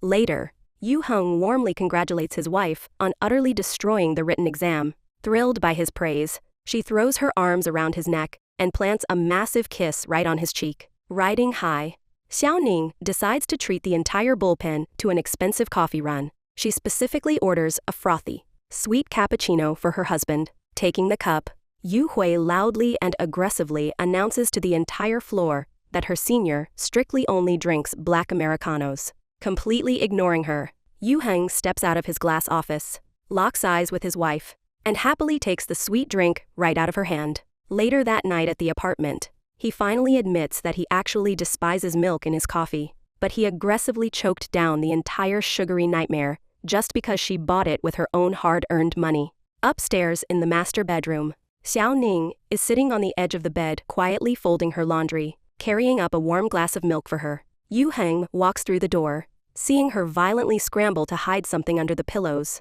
He immediately assumes she is hiding secrets and playfully tackles her onto the mattress, wrestling the fabric out of her hands. He freezes when he realizes he is holding her delicate lace underwear. A heavy, intensely awkward silence instantly fills the room. Back at the bank, Xiao Ning marches into her boss's office and formally requests approval to travel with Rao Jing to a remote coastal town by the West Sea to pitch a massive shipbuilding corporation. Stamping his approval on the paperwork, Yu Heng pulls her close, strictly warning her to bundle up against the brutal, freezing ocean winds. The next afternoon, the second his board meeting wraps up, he instantly calls her, aggressively punishing himself for forgetting to pack her heavy-duty seasickness medication. She laughs, genuinely touched that a man dealing with million-dollar corporate crises all day is still endlessly obsessing over her tiny daily inconveniences. Lowering his voice, he playfully reminds her that being her personal life assistant is his absolute highest priority. She blushes, telling him to get back to work. Just as she hangs up, she turns around and freezes. Standing right in the hotel lobby is Tang Yu Hui. Smirking, the heiress casually mentions that she is also in town to personally lock down the shipyard contract. Xiao Ning's blood boils, instantly realizing the new girl is blatantly trying to poach her absolute biggest lead. Yu Hui coldly states that since this is her very first major credit portfolio at Darui, she absolutely refuses to let a junior staffer steal her glory. Xiao Ning fires right back, coldly telling her to bring her absolute best because she is not backing down without a bloodbath. Later that night, Yu Heng calls her from the apartment, casually mentioning he just stepped out of the shower. Feeling bold, Xiao Ning playfully whines that it is a massive tragedy. She is not there to enjoy the spectacular view. Calling her bluff, he immediately switches the call to a live video feed and starts slowly changing into his pajamas right on camera. Instantly flustered, she covers her eyes and begs him to point the camera at the wall. Laughing, he happily obliges, completely forgetting there is a massive floor-to-ceiling mirror right behind him, giving her an absolutely perfect, unobstructed view of everything she ever wanted to see. Completely overwhelmed by the sheer panic and adrenaline, she violently ends the call to get her heart rate under control. A few minutes later, the hotel front desk rings her room, saying she has a massive priority delivery waiting. Running downstairs, she finds a huge care package packed with all her favorite comfort items. Attached is a handwritten note from Yu Heng that simply reads about surviving day one without Xiao Ning's chaotic energy. The next morning at the shipyard, Xiao Ning sits in the freezing lobby for hours, but President Yang completely refuses to see her. Defeated, she meets back up with Rao Jing at the hotel. Xiao Ning assumes the billionaire is actively dodging her because he already promised the lucrative contract to the heiress. Rao Jing sighs, confirming her worst fears. She reveals through back channels that President Yang's adopted son actually ran in the exact same elite study abroad circles as Yu Hui. Once again, Xiao Ning is utterly crushed under the massive, unbeatable weight of old money connections. Staring out at the freezing ocean, she is swallowed by a tidal wave of self-pity. Exhausted from constantly fighting battles she mathematically cannot win, she desperately wants to call Yu Heng and cry, but refuses to be a burden on him. Without warning, a devastatingly handsome, incredibly familiar figure walks out of the fog, completely breaking down. She sprints across the beach and throws herself directly into Yu Heng's arms, sobbing uncontrollably into his chest. He holds her tight, explaining that he was terrified she would not be able to stomach the aggressive local seafood, so he drove hours to bring her real food. He softly admits that the second their video call ended, the apartment felt so incredibly empty he could not stand it. Since the weekend was starting, he jumped in his car and drove straight through the night just so they could be together. He adds that her parents had happily taken his mother out on a weekend road trip, leaving the house completely empty anyway. Holding her close, Yu Heng casually mentions that he actually has a direct, high-level backdoor connection to President Yang. Shaking her head, Xiao Ning instantly refuses his help. She adamantly refuses to let him cross ethical lines or pull strings just to bail her out of a professional failure. Wiping her tears, she fiercely declares she will absolutely not surrender the account without a fight. Smiling at her absolute sheer willpower, he promises to support her in any way possible, even offering to stand completely still and let her use him as a human punching bag just to blow off some steam. She laughs, running her hands down his chest, teasing that she could never bring herself to damage such an absolute masterpiece of a body. Pulling her tight against him, he smoothly replies that he is entirely, desperately willing to sacrifice his absolute body and soul for her pleasure. Right as the tension hits a breaking point, her phone rings loudly. It is Rao Jing, ordering her back to the hotel immediately. The next morning, Xiao Ning drags Yu Heng out onto the freezing open water for a deep-sea fishing expedition. Clumsily handling the heavy tackle, she accidentally slices her finger open on a massive, rusted hook. Yu Heng instantly drops everything and meticulously cleans the wound, casually revealing he specifically packed heavy-duty medical-grade disinfectant because he is constantly terrified she will accidentally hurt herself. He softly begs her to be more careful, admitting he physically cannot stand watching her in pain. Hours later, Xiao Ning finally manages to reel in her very first catch. Knowing she is desperately trying to master the sport just to network with the elusive President Yang, Yu Heng decides to teach her a masterclass technique of catching fish completely without bait. Working meticulously, he files down a highly specialized, custom hook for her. To the absolute shock of everyone on deck, she drops the bare metal into the water and instantly pulls up a massive fish. The veteran local fishermen are completely blown away, begging her to come down to their private club and host a massive seminar on her impossible technique. The next morning at the docks, she happily waves to her husband from across the pier. Just then, Zhao Feng and Yu Hui strut by. Flashing a wicked smirk, Yu Hui loudly brags that she is currently on her way to sign the final, ironclad contracts with President Yang. Ignoring the venom, Xiao Ning boards the charter boat, where she absolutely stuns President Yang by casually crashing his exclusive fishing club. When he asks about her impossible bear hook technique, Xiao Ning smoothly explains that the absolute secret to fishing without bait is perfectly diagnosing the target's precise psychological weakness. She explains that the local yellow croakers suffer from extreme obsessive-compulsive disorder regarding their territory, so dangling live bait does absolutely nothing. But if you drop a perfectly engineered, blindingly sharp hook right into their path, they will violently attack it every single time. Staring the billionaire dead in the eye, she aggressively pivots the metaphor, asking how he can possibly know which financial institution offers the perfect cure for his massive shipbuilding empire if he completely refuses to even look at her blueprints. Deeply impressed by her sheer absolute audacity, President Yang laughs out loud and officially grants her a full boardroom presentation. Later that afternoon, Zhao Feng spots her in the lobby and wildly congratulates her. He happily reports that he and Yu Hui sat completely frozen in a waiting room all day, only for President Yang to brutally call and officially terminate all negotiations with the heiress. Thrilled, Xiao Ning completely skips her victory dinner with Rao Jing just so she can secretly sprint up to Yu Heng's hotel room and deliver the massive news. Overwhelmed with pride, he pulls her against his chest, totally ready to drag her into the bedroom. Right on cue, her intensely empty stomach lets out a massive, unromantic growl, instantly shattering the heavy tension. Laughing, she drags him down to the bustling, neon-lit local food street to feast. Suddenly, they spot Rao Jing and Zhao Feng walking right toward them. Panicking, Yu Heng violently yanks her into a dark, narrow alleyway to hide. Having lost their chance at a restaurant, the two end up wandering down to the freezing beach, digging up fresh clams and violently boiling them over an open fire. Down the shore, Rao Jing is absolutely pounding back cheap liquor with Zhao Feng, staring out at the dark water. She softly confesses that this freezing coastal town is actually her childhood home, but she has not returned in years because both of her parents are dead. He quietly tells her to drop the terrifying, Iron Lady act for once in her life, and just allow herself to be young and actually happy. Finally, letting the alcohol completely take over, Rao Jing drops her brutal corporate armor and wildly chases Zhao Feng through the crashing waves. Much later that night, Xiao Ning reluctantly peels herself out of Yu Heng's arms, absolutely hating that they have to sleep in separate hotel rooms to maintain their cover. Just as she turns to leave, her phone lights up. It is a direct message from President Yang's office, officially confirming they are signing the massive contract first thing in the morning. Screaming with absolute joy, she throws herself violently back into Yu Heng's arms. He catches her, pressing a devastating, breath-stealing kiss against her lips to celebrate her massive victory, instantly regretting that he has to let her walk out the door. Hours later in the dead of night, Xiao Ning tosses and turns, completely unable to sleep.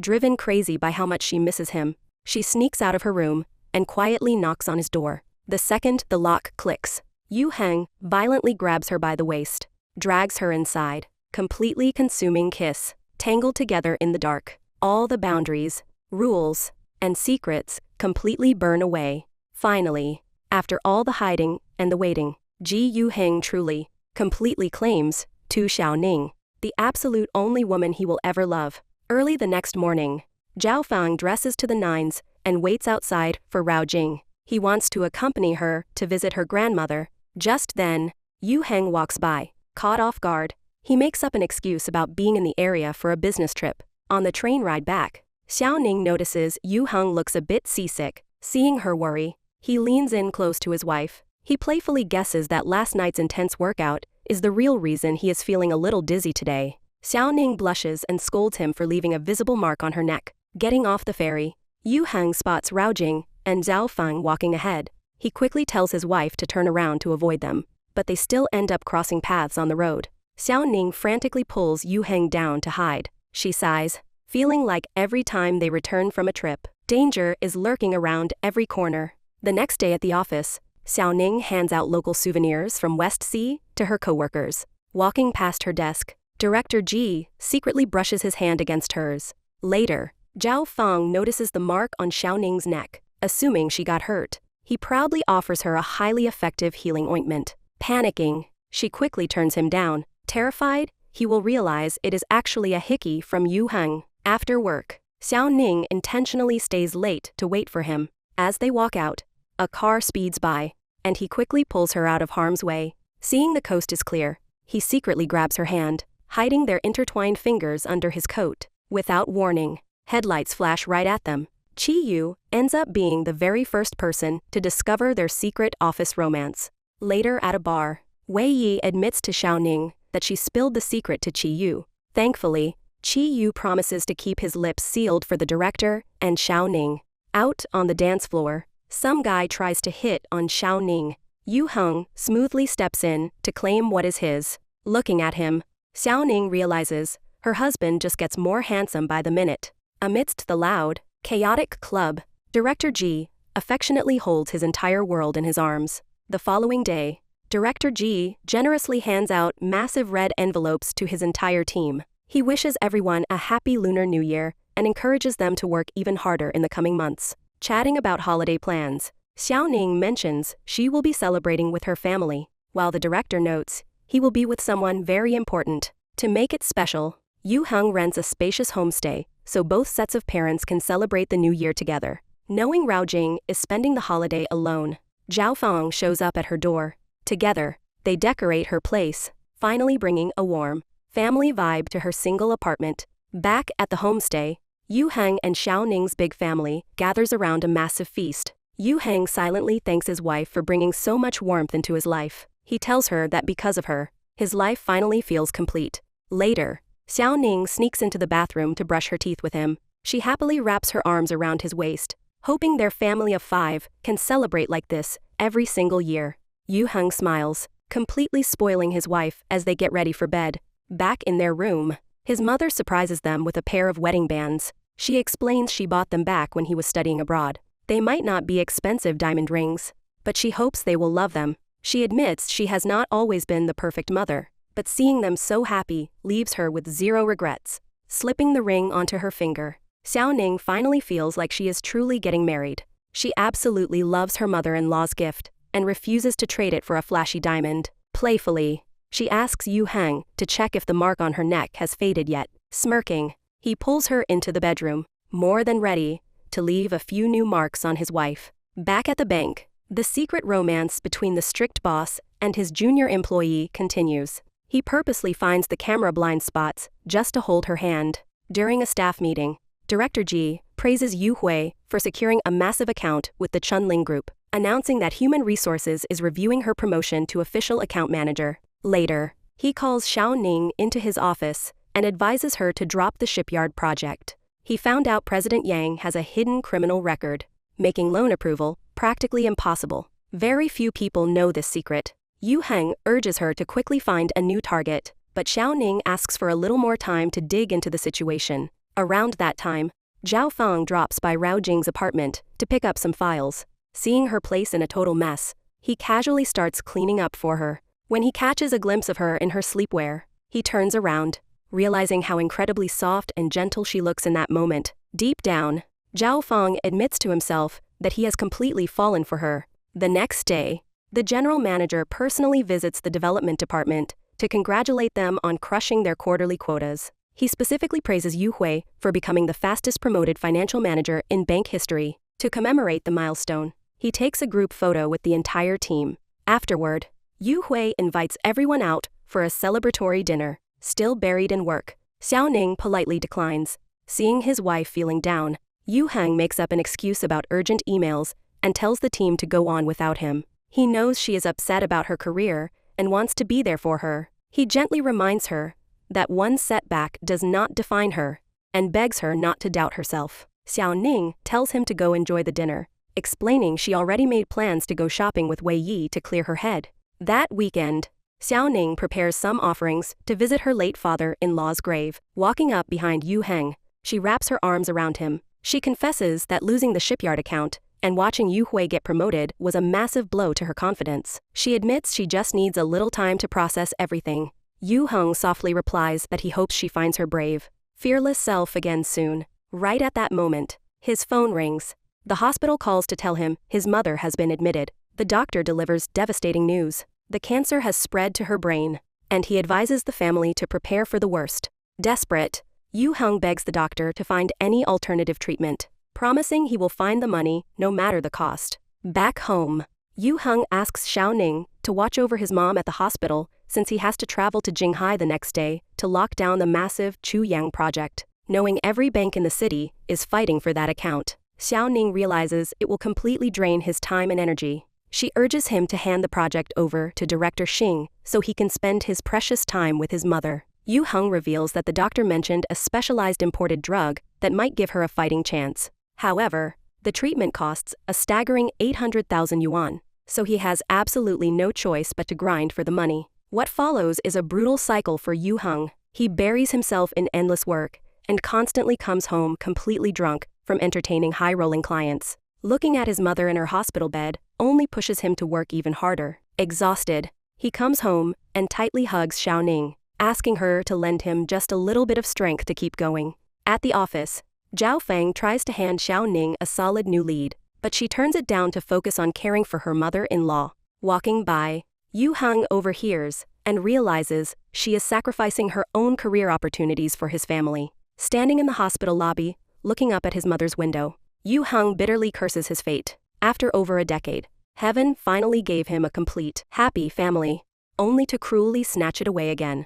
When he finally gets home, Xiao Ning tells him how much his mother misses him. She demands to know why he is constantly avoiding the hospital. He argues that instead of just sitting there, he needs to be out making money to buy her medication. Xiao Ning fiercely pushes back, telling him his mother needs more than just pills. She desperately wants to spend her final days with her son. Yu Heng stubbornly insists he is going to save her, refusing to accept that her life is reduced to a few short months. Calling his bluff, Xiao Ning brutally points out that he is just using work as a shield to avoid facing the terrifying reality of losing her. Furious, she storms upstairs and throws a pillow and blanket down to the living room, forcing him to sleep on the couch. The next day at the hospital, Xiao Ning arrives to find that the patient in the bed next to his mother has passed away. His mother comforts her, softly admitting that if these are truly her final days, she would deeply regret spending them trapped in a hospital room. Stepping out into the hall, Xiao Ning bumps into a coworker who came to visit the boss's mother. Thinking fast, she claims she is there visiting a sick relative and just decided to drop by. Walking back into the room, she quickly changes how she addresses her mother-in-law to signal the cover-up. Playing along, his mother asks the coworker to look out for Xiao Ning, while Xiao Ning smoothly claims they knew each other because she used to go to school with Yu Heng. Soon after, Rao Jing steps out to get some hot water for his mom. While filling her cup, she overhears two nurses gossiping about the patient in room 16. They praise her incredibly beautiful and devoted daughter-in-law who works at a bank and comes in every single day to care for her. The puzzle pieces instantly click together in Rao Jing's head. She recalls all the subtle, secretive moments between Director Ji and Xiao Ning, finally realizing the truth. Finishing up his work, Yu Heng races to the hospital. Xiao Ning tells him visiting hours are over, adding that his mother eagerly waited for him all day long. In the car, she asks what he thinks about bringing his mother home for her final days. Right then, Dr. Chu calls with incredible news. The medical board has reviewed the case and approved his mother for the new targeted therapy drug. Yu Heng lets out a massive sigh of relief, finally seeing a tiny ray of hope. Knowing how stressed he has been, Xiao Ning reaches over and holds his hand to give him strength. Later, at the apartment, Xiao Ning gives her husband a fresh haircut so he looks sharp for his hospital visit. She tells him a heartbreaking story about the son of the patient who just passed away, crying because he missed his mother's final moments. Looking him in the eye, she confesses she is absolutely terrified he will end up in the exact same position. To fix it, she proposes selling their house to pay for the expensive medication. That way, he will not have to kill himself working and can actually spend time with his mom. Yu Heng apologizes for running away from reality. She reminds him that while he used to fight all his battles alone, he has her now. She promises to stand by his side so he never has to face the darkness by himself. Touched, he insists he can cover the medical bills without selling their home. He promises to visit the hospital more, but in return, he asks her to find her courage at work again, reminding her that one loss should not destroy her fighting spirit. Inspired, Xiao Ning dives back into her career with a fiery passion, while Yu Heng starts spending quality time with his mother. At the office, Rao Jing watches the couple's quiet, romantic interactions with a knowing smile. After starting the new treatment, the doctor happily reports that his mother's condition is improving. She is finally stable enough to go home. Back at the bank, Yu Hui boldly offers to visit and take care of Yu Heng's mother. He flatly rejects her, stating his mother already has excellent care. Frustrated, Yu Hui demands to know why he is pushing her away when he clearly knows how she feels. To cut ties for good, he bluntly tells her his heart already belongs to someone else. Perfectly timing her entrance, Xiao Ning walks in to drop off some files, rescuing her husband from the awkward conversation and secretly praising his firm rejection. Later, the couple takes his mother to visit his father's grave. His mother proudly introduces Xiao Ning to her late husband, bragging about her beautiful, kind-hearted daughter-in-law. Knowing Yu Heng still holds a grudge against his father, Xiao Ning gently nudges him to pay his respects. Standing before the headstone, he tells his dad that they are doing just fine, promising to visit more often. On the way back, they decide to visit their old family home in the countryside. Inside, Xiao Ning spots an old family portrait and snaps a photo of it to keep as a memory. Watching his wife and mother happily making dumplings and sharing childhood stories, Yu Heng is overwhelmed with a deep sense of peace. His mother sadly notes that after his father died, she and her son drifted apart, leaving her with only his childhood memories to hold on to. Sitting on the porch, she shows him his father's old belongings. Inside a worn wallet, he finds a perfectly preserved photo of his wife and son, missing the days when their family was whole. She asks if he blames her for wanting to end her own life right after his father took his. Crying, she apologizes for being so consumed by her own grief that she completely forgot her little boy had just lost his father too. He was forced to study, care for his sick mother, and endure the brutal neighborhood gossip all by himself. She bitterly curses herself for failing him as a mother, crying that she owes him an apology for putting him through years of total misery. Tears falling down his face, Yu Heng admits he used to resent his dad for leaving so suddenly and his mom for completely checking out. But after meeting Xiao Ning, he finally understands what it feels like to physically not be able to live without someone. He knows she only stayed alive for his sake. He apologizes for keeping his distance and leaving her so lonely for all these years. He promises they will make up for all the lost time. Walking with Xiao Ning, Yu Heng finally reveals his father's dark history. His dad was a banker. An old neighbor opened a factory and begged him for a massive loan. The factory eventually went bankrupt, and the neighbor took the cash and vanished. When his father tried to recover the funds, the neighbor's parents swallowed sleeping pills and falsely accused his dad of taking bribes and driving their son to ruin. His father became the target of vicious gossip across the entire town. To clear his name and prove his absolute innocence, he chose to jump off a building. That was the absolute darkest period of Yu Heng's life. No one cared about him except for Xiao Ning. He sincerely thanks her for showing up on that school rooftop when he needed it most. Returning to the city, his mother's condition worsens, forcing her back into the hospital. She warmly thanks her daughter-in-law for juggling a demanding job and her hospital care. Staring at the open door, she eagerly waits for her son to return from his business trip. Seeing her disappointment, Xiao Ning promises they will bring her home the second he gets back. She asks her mother-in-law to wait just a moment while she washes the dishes. The mother smiles, thanking her for the delicious homemade dumplings. Stepping outside, Xiao Ning calls Yu Heng. He tells her he is at the airport and will be back tonight. She happily notes that his mom will be thrilled to see him, but when Xiao Ning finishes washing up and walks back to the room, she freezes.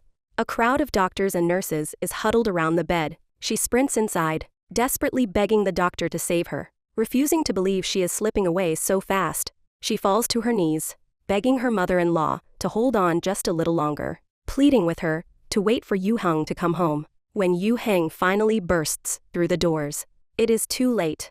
Utterly devastated, he pulls Xiao Ning into his arms, forcing himself to be the man of the house. He chokes back his tears so he can handle his mother's funeral arrangements. At the funeral home, Rao Jing pays her respects to Xiao Ning under the guise of an old mentor. She quietly admits she figured out their secret relationship a while ago. She offers her deep condolences, hoping Xiao Ning can stay strong through the tragedy.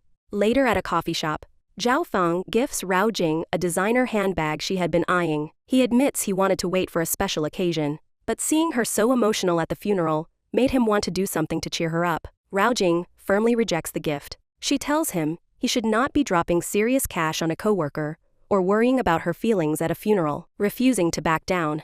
Zhao Feng openly confesses his feelings for her. She looks at him coldly, stating that, while she is fine with a casual fling, she absolutely cannot offer him anything serious. After handling the funeral, Yu Heng and Xiao Ning return to their quiet apartment. Knowing he is broken inside, she cooks him a batch of dumplings using his mother's exact recipe. The second he takes a bite, his strong facade completely shatters. Without saying a single word, he breaks down, sobbing uncontrollably over his food, like a little boy who just lost his mom. Heartbroken, Xiao Ning wraps her arms tightly around him. Through his tears, he chokes out that his mother is really gone and he will never see her again. Once he finally calms down, Xiao Ning brings him his mother's final belongings. She hands him a beautiful, handcrafted photo album his mom put together while she was bedridden. She meticulously organized photos, tracking every major stage of his life. At the end of the book, she left empty spaces, imagining the future milestones he would achieve so he could continue the album himself. In a final letter, she apologized for being a massive financial burden on him. She wrote that when her time finally comes, she hopes he will start living for himself and doing what truly makes him happy. She noted that while their time together was short, she leaves this world completely satisfied, knowing she shared it with his father. With him, and with Xiao Ning, she thanked him for everything. Holding the album, Yu Heng wipes his eyes and promises to live a great life to honor her final wish. A few mornings later, Yu Heng cooks breakfast for Xiao Ning. He tells her he is taking a few days off to clear his head, spend time with her parents, and organize his family's belongings. Noticing his hand is sore, she quickly steps in to massage it. Wanting to help him transition back to normal life, she asks him to tag along to a client meeting, claiming she feels more confident with him there. The two bosses of the glass company happen to be from Xiao Ning's hometown. They politely apologize, explaining they do not need a bank loan right now, but promise to keep Darui's other services in mind. Curious, Xiao Ning asks about the massive event happening down in the lobby. They explain it is an industry conference for their distributors and retail partners. Thinking on her feet, Xiao Ning pitches a brilliant idea. She suggests they launch a massive promotional campaign where distributors pay using Darui bank cards or credit lines. If the transactions hit the 5 million mark, Darui will offer the glass company incredibly high interest rates on their corporate savings. Seeing the massive financial upside, the bosses instantly agree. Intrigued by her sharp business sense, they ask to hear her original loan pitch again. On the drive back, Director Ji proudly praises her massive improvement. Even after being rejected, she stayed perfectly calm, extracted valuable intel, and seamlessly pivoted to pitching their payment services. He thanks her, knowing she is already confident enough to handle clients on her own. She just smiles, admitting she only dragged him along to pull him out of his grief and back into the real world. Yu Heng nods, realizing he has rested long enough, and it is finally time to look forward and get back to the grind. At the office, Director Ji announces a massive government deposit bidding war. Yu Hui eagerly volunteers, highly confident she can crush it. However, the boss decides to hand the critical mission to his heavy hitters, Rao Jing and Zhao Feng, ordering the rest of the team to provide full support. Thanks to their combined firepower, Darui Bank successfully wins the massive 800 million yuan government deposit contract. Right after the victory, Xiao Ning gets called in for her official promotion interview. Hearing the news, Yu Heng proudly cheers her on. Not long after, the entire department celebrates as she officially passes her interview and becomes a full-time, permanent employee. Outside the police precinct, Wei Yi hands her boyfriend a bouquet of flowers, thrillingly congratulating him for passing the grueling civil service exam and becoming an official police officer. She softly thanks him for dragging himself through hell just to be by her side. Taking a romantic evening stroll, Xiao Ning proudly tells her husband she is extremely close to hitting her massive 50 million yuan deposit quota, fulfilling the crazy bet they made months ago. She talks about how excited she is to keep crushing it in the development department. Smiling, Yu Heng drops a massive bombshell. He reveals that Darui is opening a brand new branch in the Jian district, and he is going all in to compete for the branch director position. It is a once-in-a-decade opportunity. He knows the Wei Ji Group is about to build a massive luxury resort there, and if he can secure that monumental contract, the promotion is virtually guaranteed. He looks at her and confesses the real reason he wants the promotion so badly. If he transfers out to lead the new branch, they will not be in the same department anymore, meaning they can finally officially go public with their marriage. He looks her in the eye and promises that the second he lands the job, they are having their wedding. Xiao Ning bursts out laughing, teasing him for being the only guy in the world to propose without an actual ring. As punishment for his terrible proposal, she jumps on his back and makes him piggyback her all the way home. At the Glass Industry Expo, Rao Jing helps Xiao Ning push their new Darui payment program. To their surprise, they spot the insanely famous television host, Jing Nianyi. She has been completely off the radar since getting married, and the media has absolutely no idea who her secret billionaire husband is. After the event wraps up, Nianyi tries to buy some souvenirs, but her card gets declined. Standing nearby, Xiao Ning politely asks to take a look. She quickly spots that Nianyi's credit card is simply expired and generously offers to cover the bill for her. Later that night, a heavily intoxicated Rao Jing is escorted home by Zhao Feng, slurring her words. She asks him why two people with feelings have to actually lock themselves down in a relationship. To her, commitment is just a terrifying burden. She argues that if things go south, they will not even be able to stay friends. Zhao Feng just sighs, tells her to lock her door, and turns to leave. Refusing to let him go, she pulls him back inside. Things heat up fast, but right in the middle of the heavy tension, she drunkenly complains his shirt has way too many buttons and immediately passes out on the bed. Back in the city, Director Ji picks his wife up from work. He lets out a heavy sigh, admitting the Weiji Resort project is turning into a total nightmare. He and Zhao Feng sat in a lobby all afternoon, but could not even get a meeting with President Xia. He is terrified that if he drops the ball on this account, the director promotion will slip right through his fingers. Stopped at a red light, Xiao Ning leans over and tightly hugs him, trying to recharge his batteries. By sheer coincidence, Yu Hui's car pulls up right next to them. She sits completely frozen in the driver's seat, watching her strict former boss passionately embracing Xiao Ning. The next day at Darui, Yu Heng meets with the general manager to present a massive strategic pivot to save the Weiji deal.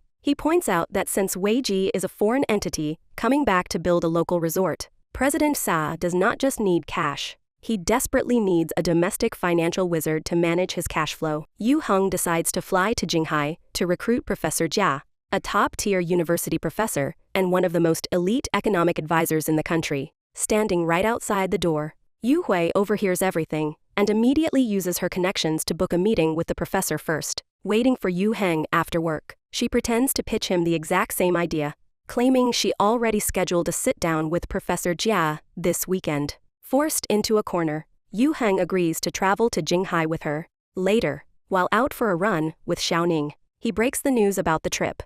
However, he smiles and reveals he already booked a second ticket for his wife. He promises that the second the business meeting is over, he is taking her on a romantic tour of the city. Reading over Yu Heng's brilliant proposal, Professor Jia officially agrees to serve as the lead financial advisor for the Weiji project. Assuming his star pupil is dating Yu Hui, the old professor chuckles and tells Yu Heng to be a little more proactive with the young lady. Yu Heng quickly shuts it down, clarifying their relationship is strictly professional. Walking around the campus, Yu Hui constantly points out old spots they used to hang out, but Yu Heng genuinely does not remember a single one because he never paid any attention to her. He firmly tells her that regardless of the past, he is her boss now, and demands she stop acting so overly familiar before people start getting the wrong idea. Ditching the heiress, he sprints across campus to find his wife. He drags Xiao Ning onto the outdoor basketball court, bragging that he used to be the absolute undisputed star of the university team.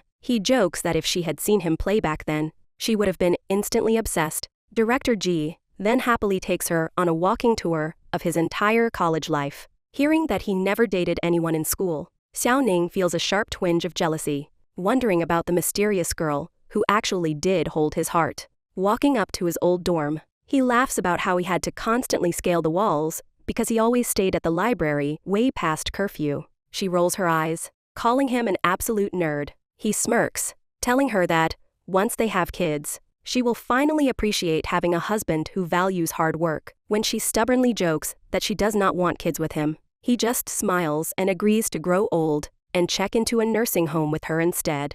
The next morning, Yu Heng takes Xiao Ning to a small bookstore right off campus. The old owner instantly recognizes him as the handsome kid who used to sit in the corner reading heavy philosophy books. He smiles, noting that Xiao Ning is the absolute first girl Yu Heng has ever brought inside. The owner casually mentions that years ago, Yu Heng confessed he had a massive crush on a girl with a bright, innocent smile. Hearing this, Xiao Ning confidently declares that no matter who his first love was, he belongs entirely to her now.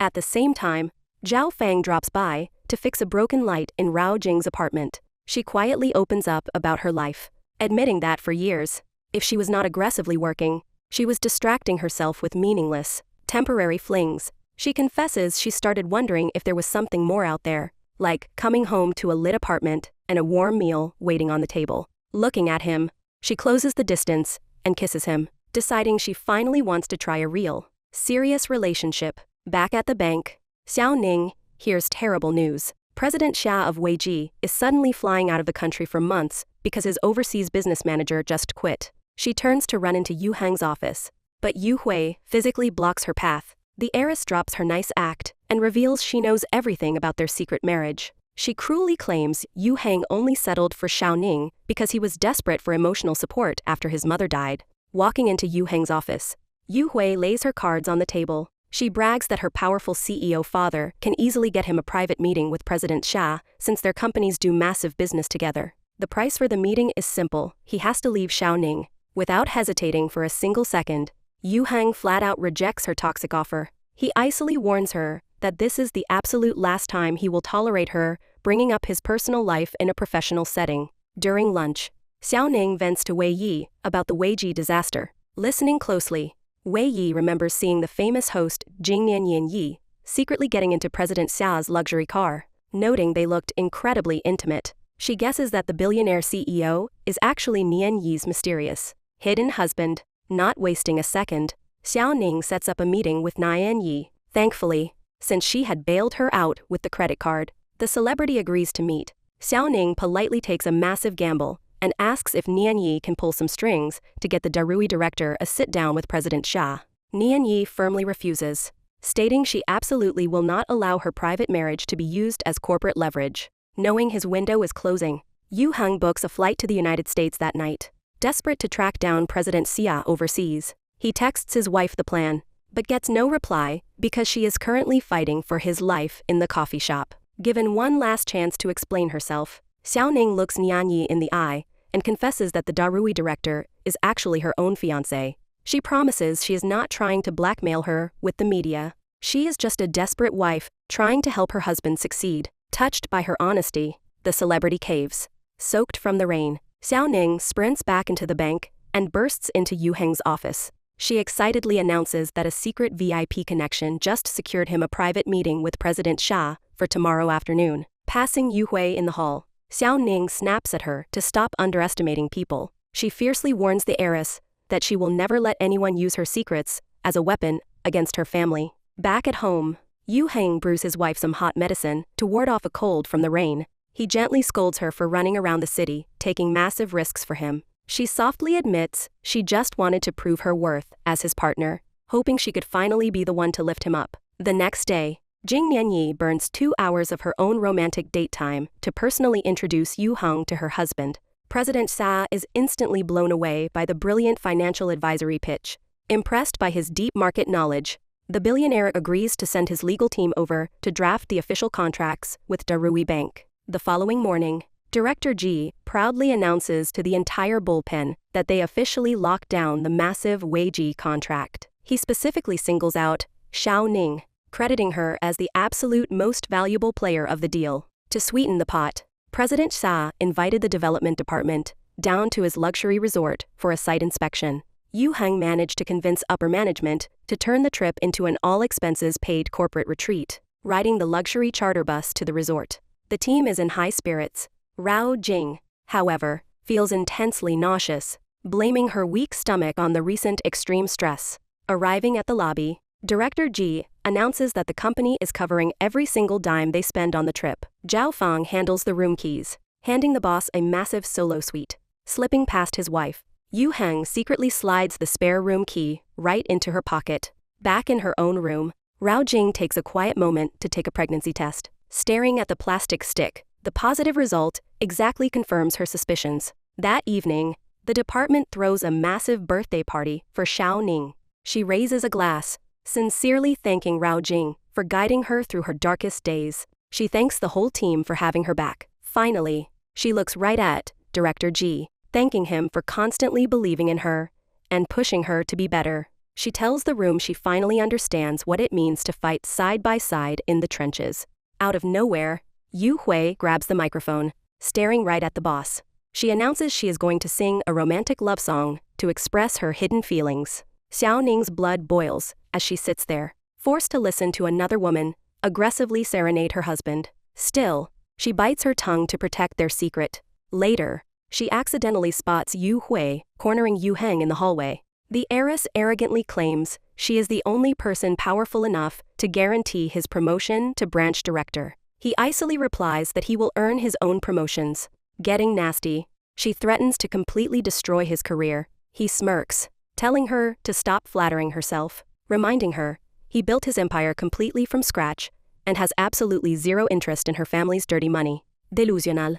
She insists she caught his eye way before Xiao Ning ever did. She brings up the college rumor, claiming he used to talk about loving girls with ponytails just like hers. Genuinely confused, Yu Heng firmly states he never felt a single ounce of romantic attraction toward her. Ever. Furious, she blames Xiao Ning for making him deny his true past feelings. Hearing her name, Xiao Ning steps out of the shadows. Walking right up to them, Yu Heng grabs his wife's hand and looks the heiress dead in the eye. He firmly corrects her, stating that the absolute only woman he has ever loved, from the very beginning, is Xiao Ning. Walking back to their hotel room, Yu Heng surprises her with a private birthday cake. Looking at him, Xiao Ning admits she always thought their relationship just started out of pure practical convenience. He shakes his head, telling her he would never treat marriage like a game. He married her simply because he was completely in love with her. He admits he kept his crush a secret for over 10 years because he was terrified the heavy history would overwhelm her. Blowing out her candles, Xiao Ning makes a silent wish to spend every single day by his side. Along with the cake, he gifts her a breathtakingly sweet, passionate kiss. The next morning, Xiao Ning wakes up to find a stunning new luxury watch sitting on her bedside table. Coincidentally, she had also bought him a high-end watch for his birthday. She tells him she heard Zhao Fang say that a man who wears a good watch is a man who knows how to manage money. However, she bought a slightly different style, just so the office gossips would not notice they were wearing matching watches. She playfully promises to steal his watch and wear it around the house. Unable to resist her, he pulls her in for a deep morning kiss. Wrapping up the retreat, Yu Heng drives her back to work. As usual, she asks to be dropped off a few blocks away to avoid suspicion. Realizing she left her ID badge on the seat, he parks the car and runs after her. When he hands it over, she cannot contain herself and quickly pulls him into a tight hug on the street. Back at the bank, a defeated Yu Hui officially submits her resignation. Before she leaves, she promises to keep their marriage a total secret.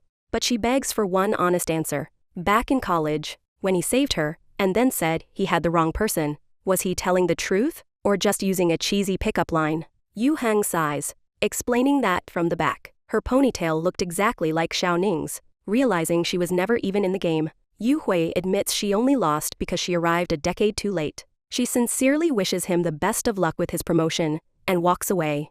The next day, total chaos erupts.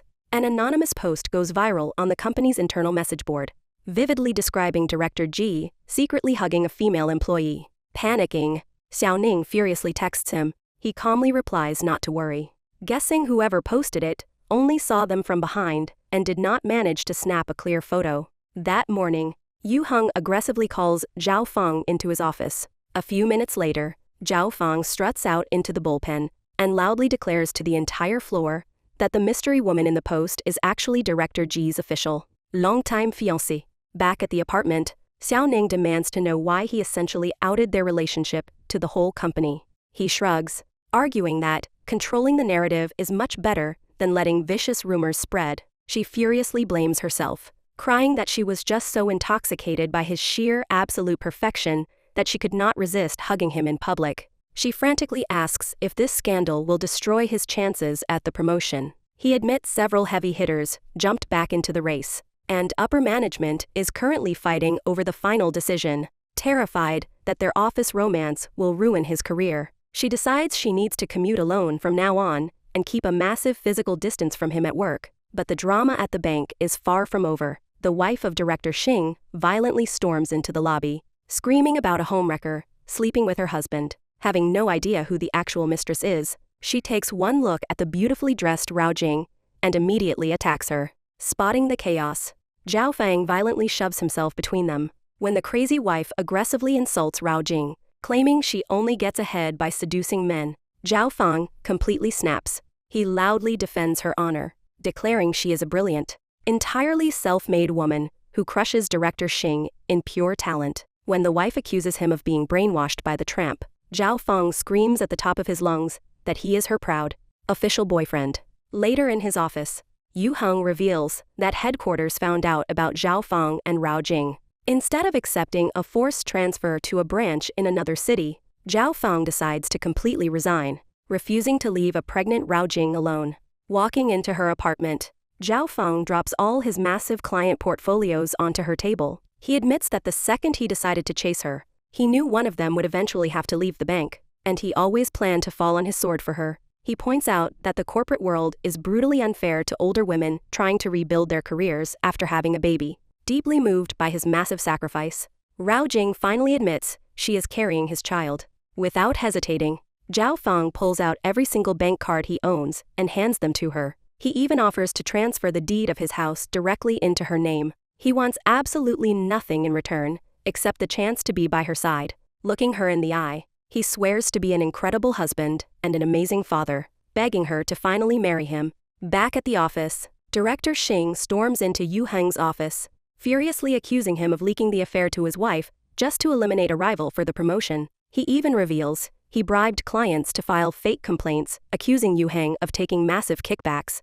Yu Heng completely denies the leak, but Xing refuses to listen. Smirking, Xing reveals he left a massive present for him. Grabbing his phone, Yu Heng sees the catastrophic damage. A crystal, clear, high-resolution photo of him and Xiao Ning hugging has been blasted across the entire corporate network. Devastated at home, Xiao Ning decides to instantly request a transfer to a remote branch to save him. Yu Heng violently shoots the idea down. He knows finding a good position outside the development department is nearly impossible, and he absolutely refuses to let her destroy her career for his sake. She cries, arguing that his massive salary pays the bills, so her leaving is the only logical choice for their family's survival. The very next morning, Xiao Ning proudly rides in the passenger seat, directly to the front doors of the bank. She admits she thought finally going public would feel incredibly liberating, but instead, the heavy stairs feel suffocating. Later, at the supermarket, a coworker runs up to her, buzzing with news. She pulls up her phone, showing that Director Ji just blasted a massive, ironclad statement across the entire corporate network, legally proving that their marriage predated his transfer to her department. His aggressive post instantly annihilates the vicious rumors that she slept her way to the top. When she gets back to the office, the boss casually announces he officially requested a transfer. Dragging him into a private room, she demands to know why he made such a massive decision without her. He calmly explains that his sudden arrival in her department put her under months of terrifying stress. Since he started the mess, he is going to be the one to fix it. He reveals the general manager officially reassigned him as the branch director of Nan'an, a notoriously terrible district with the highest toxic debt ratio in the entire province. He guesses upper management sent him there to hide him from the scandal while forcing him to clean up a totally impossible mess. Back home, she packs a survival bag for his car,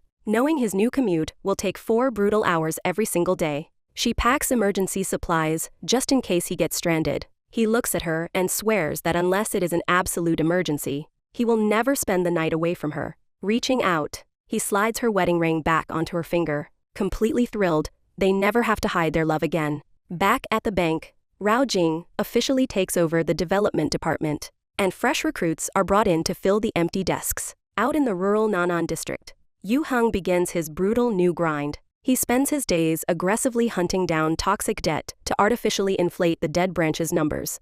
Zhao Fang quickly lands a lucrative new job and spends his days happily nagging his pregnant wife to eat her meals on time. At night, the married couple exhaustedly swap stories over dinner. Xiao Ning casually mentions she got high praise from the CEO of Shentong Corporation, noting he is famously known as one of the 4 most handsome billionaires in the city. but she quickly smirks, adding he still falls slightly short of her gorgeous husband. Yu Heng sighs, admitting he misses her so much during the day that it physically hurts. He promises to quickly turn the dead branch around so he can demand a transfer back to the city. A few days later, Yu Heng returns to headquarters to file some paperwork and casually bumps into his old rival, Xiao Mu. Yu Heng makes a massive show of flashing his bright gold wedding band and his expensive watch. Xiao Ning laughs, asking why the notoriously strict boss is suddenly so eager to flaunt his jewelry. He smirks, stating that a married man operating in public needs to clearly mark his territory. He then casually hands her the keys to a brand new car he bought with his massive bonus. She gasps, wondering if he is secretly trying to propose again. He laughs, explaining he just could not stand the thought of her standing in the freezing rain waiting for a cab. She rolls her eyes, realizing his reputation as the ultimate wife guy is going to spread like wildfire. Down in Nanan, Yu Heng relentlessly tracks down bad debt, stuck waiting outside a shady client's office as a massive thunderstorm rolls in. He calls Xiao Ning, realizing he will not make it back. He tells her to go sleep at her parents' house so she feels safe. Opening the emergency bag she packed for him, he finds she secretly slipped their favorite photo inside. Instead of going to sleep, he leaves a video call running on his laptop, grinding through paperwork while watching her peacefully sleep. Seeing her chest slowly rise and fall, he softly whispers goodnight. Just then, his phone lights up with a call from their wedding planner. Back at headquarters, the executives are completely blown away. Against all mathematical odds, Yu Heng has massively slashed the toxic debt ratio. The board officially praises his sheer, absolute resilience. Instead of complaining about his brutal exile, he put his head down and crushed impossible accounts that no one else dared to touch. Walking out of work, Xiao Ning is stunned to find Yu Heng leaning against his car. He smiles and drops massive news. He has officially been promoted to branch director of the brand new, highly anticipated JIN district branch. She screams and throws her arms around him, thrilled that his agonizing grind finally paid off. Driving home, he asks her to take a few days off so he can take her on a romantic vacation. She sighs, explaining that since Rao Jing is going on maternity leave, her workload is absolutely insane. He tells her to just figure out a timeline, and he will make it happen. Over at the new Jian branch, Zhao Feng immediately cashes in his loyalty chips and joins Yu Heng's new elite strike team. He confidently promises to be his ruthless right-hand man and secure his new throne. Yu Heng knows the new branch is entering a bloody war zone against dozens of established competitors. The only way to survive is to brutally poach massive whale clients. Zhao Feng slides a file across the desk. The massively lucrative Cha Yu Pin Tea Corporation is looking for heavy funding. Yu Heng knows this deal is the ultimate golden goose, and every major bank in the city will be out for blood. Knowing it is a high-stakes information war, he orders total absolute secrecy. What he does not know is that across town, Xiao Ning and Rao Jing are targeting the exact same account. In a hilarious standoff, both sides refuse to breathe a single word to their spouses. At home, the husband and wife constantly try to subtly interrogate each other, but since they know all of each other's tricks, neither cracks. Sitting together on the couch, working on their laptops, Xiao Ning notices he installed a heavy-duty privacy screen. Pretending to accidentally spill her water, she aggressively leans over, trying to catch a glimpse of his screen. Catching her in the act, he demands to know what she is doing. She innocently bats her eyelashes, complaining the screen is so dark she cannot see a thing.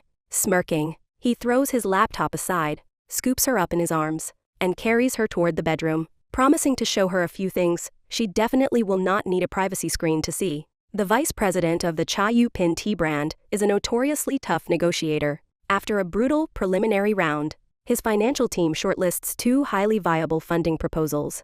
Ironically, both from different Darui Bank branches. Showing up at the tea headquarters, Xiao Ning completely freezes when she spots her husband walking into the lobby. Realizing he was also invited to pitch the executive, and desperate to beat him to the punch, she brilliantly fakes a minor fender bender in the parking lot and calls him in a panic for help. The absolute second he rushes outside, she sprints straight into the executive elevator. Staring at her perfectly pristine bumper, Yu Heng realizes he just got totally outplayed by his own wife. Sitting in the office, Xiao Ning smoothly helps the executive fix a jammed paper tray on his printer. As she leans over, she casually tucks a stray strand of hair behind her ear, accidentally completely captivating the executive. When she finally walks out, she finds Yu Heng leaning against the wall. Furious, he dryly asks how her tragic car accident went, not missing a beat. She proudly claims that a dedicated banker never lets a minor flesh wound get in the way of a major deal. He scoffs, reminding her she used to lecture him on corporate ethics. She completely brushes him off, proudly declaring that the early bird gets the worm, and his brilliant delayed pitch will just sound like white noise now. He smirks, warning his overly confident wife not to celebrate until the ink is actually dry. The next day, the tea company executive personally visits Xiao Ning's branch, using the excuse of clarifying a few minor contract terms. However, catching the highly inappropriate, predatory way he stares at her, Xiao Ning's skin starts to crawl. Before leaving, he forces an incredibly expensive gift into her hands. Refusing to be bought, she immediately calls him and demands to meet at a nearby restaurant to return it. Knowing the guy is a total creep, a heavily pregnant Rao Jing insists on tagging along as heavily armed backup. Just as they sit down, Yu Heng unexpectedly strolls into the restaurant and smoothly invites himself to the table. During the meal, he aggressively marks his territory. Every time he reaches across the table to hand Xiao Ning a napkin or swap out her dipping sauce, he violently flashes his bright gold wedding band and their matching luxury watch right in the executive's face. Cutting the nonsense, Yu Heng violently pivots to business. He confidently states that Darui's interest rates are the absolute best in the city, and his Jian branch is specifically authorized to offer the most aggressive terms in the entire network. The executive smirks, admitting the numbers are great, but claims he prefers to do business based on personal destiny and feelings. Yu Heng coldly shoots him down, stating that ruthless corporate business is entirely about maximum profit, and long-term partnerships are built on mutual financial gain, not cheap sentiment. Back at the apartment, Xiao Ning furiously accuses him of intentionally trying to poach her whale client right to her face. He snaps back, asking what he was supposed to do while a creepy executive was openly undressing her with his eyes. She yells at him to stop using jealousy as an excuse to steal her metrics, promising she will not let her guard down around him. He steps close, his voice dangerously low, telling her she never has to keep her guard up around him, but she absolutely needs to watch her back around other men. The following afternoon, the executive summons Xiao Ning to his private corporate office. Instead of signing the massive loan documents, he slides a completely different contract across the desk, offering her an incredibly lucrative job running his entire financial department. She politely declines, stating she genuinely loves banking. Realizing she is not playing his game, he drops the act. He aggressively leans in, making it blatantly clear that the expensive gifts and the fake meetings were just a trap to get her a loan. He arrogantly declares that anything Yu Heng can buy her, he can easily double, bragging he can give her a life her husband could never afford. Disgusted, Xiao Ning stands her ground. She coldly states that as a banker, she respects her clients, and if he hates her financial proposal, she will gladly rewrite it until it is perfect. But she violently warns him that he absolutely does not have the right to insult her husband. She turns to walk out, but the executive violently grabs her arm, trying to force himself on her. In a flash, the door flies open. Yu Heng storms in and violently punches the executive right in the jaw, sending him crashing to the floor. Terrified he just ruined his own career, she frantically tries to explain the situation. Breathing heavily, Yu Heng cuts her off, telling her he does not give a damn about the account or the fallout. The absolute only thing he cares about is her safety. Pulling her close, he firmly tells her she has absolutely no idea how incredibly important she is to his survival. To prove it, he drives her straight up to their old university rooftop. Staring out over the city, he finally reveals the massive secret he has been carrying for over a decade. He tells her this is the exact spot where his life truly began. He confesses that his obsession with her started way back in 2013.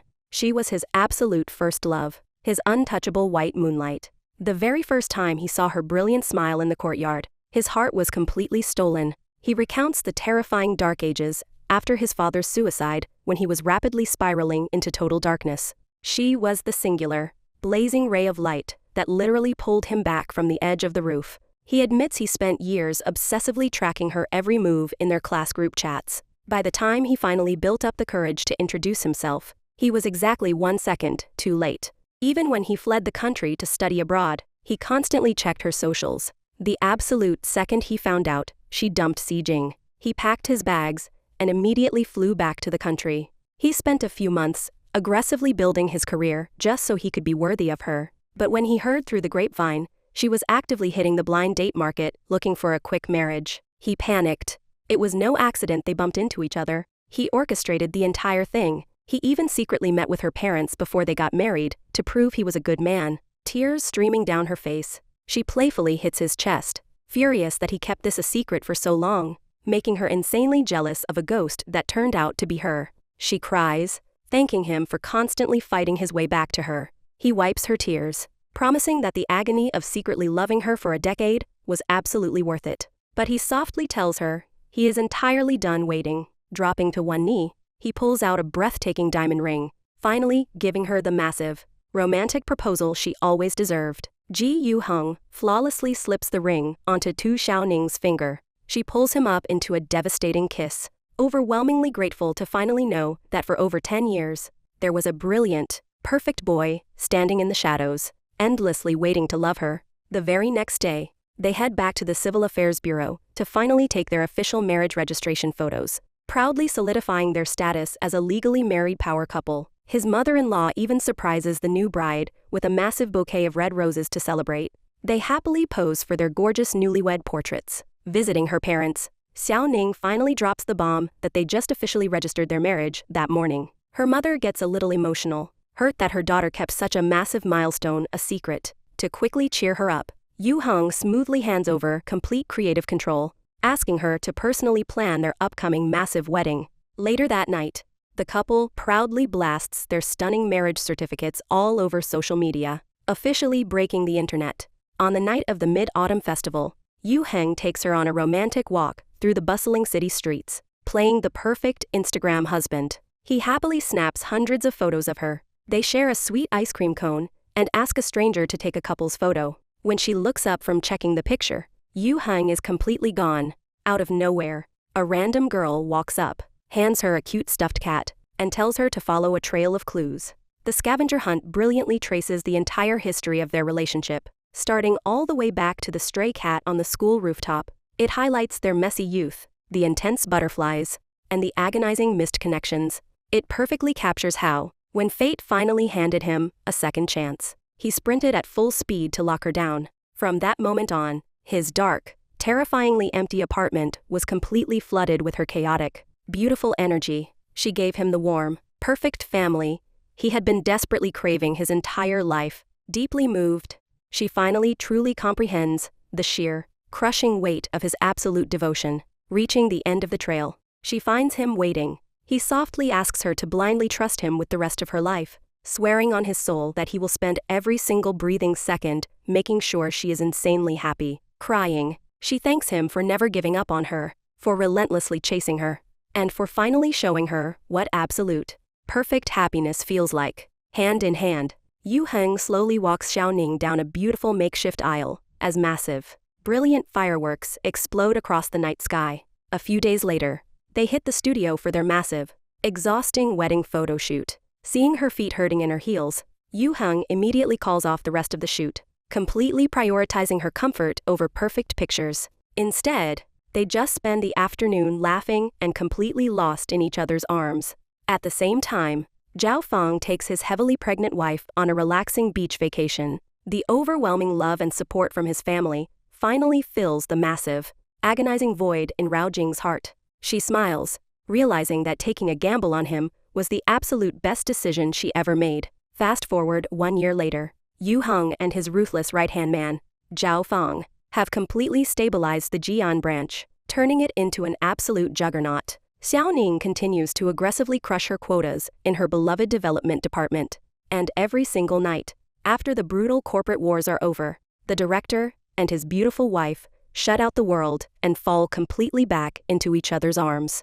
Yu Heng's decade-long, agonizing secret crush finally earned the ultimate, perfect happily ever after. It is the absolute ultimate proof that true, relentless patience and insane sacrifice will always win in the end. That wraps up our story for today.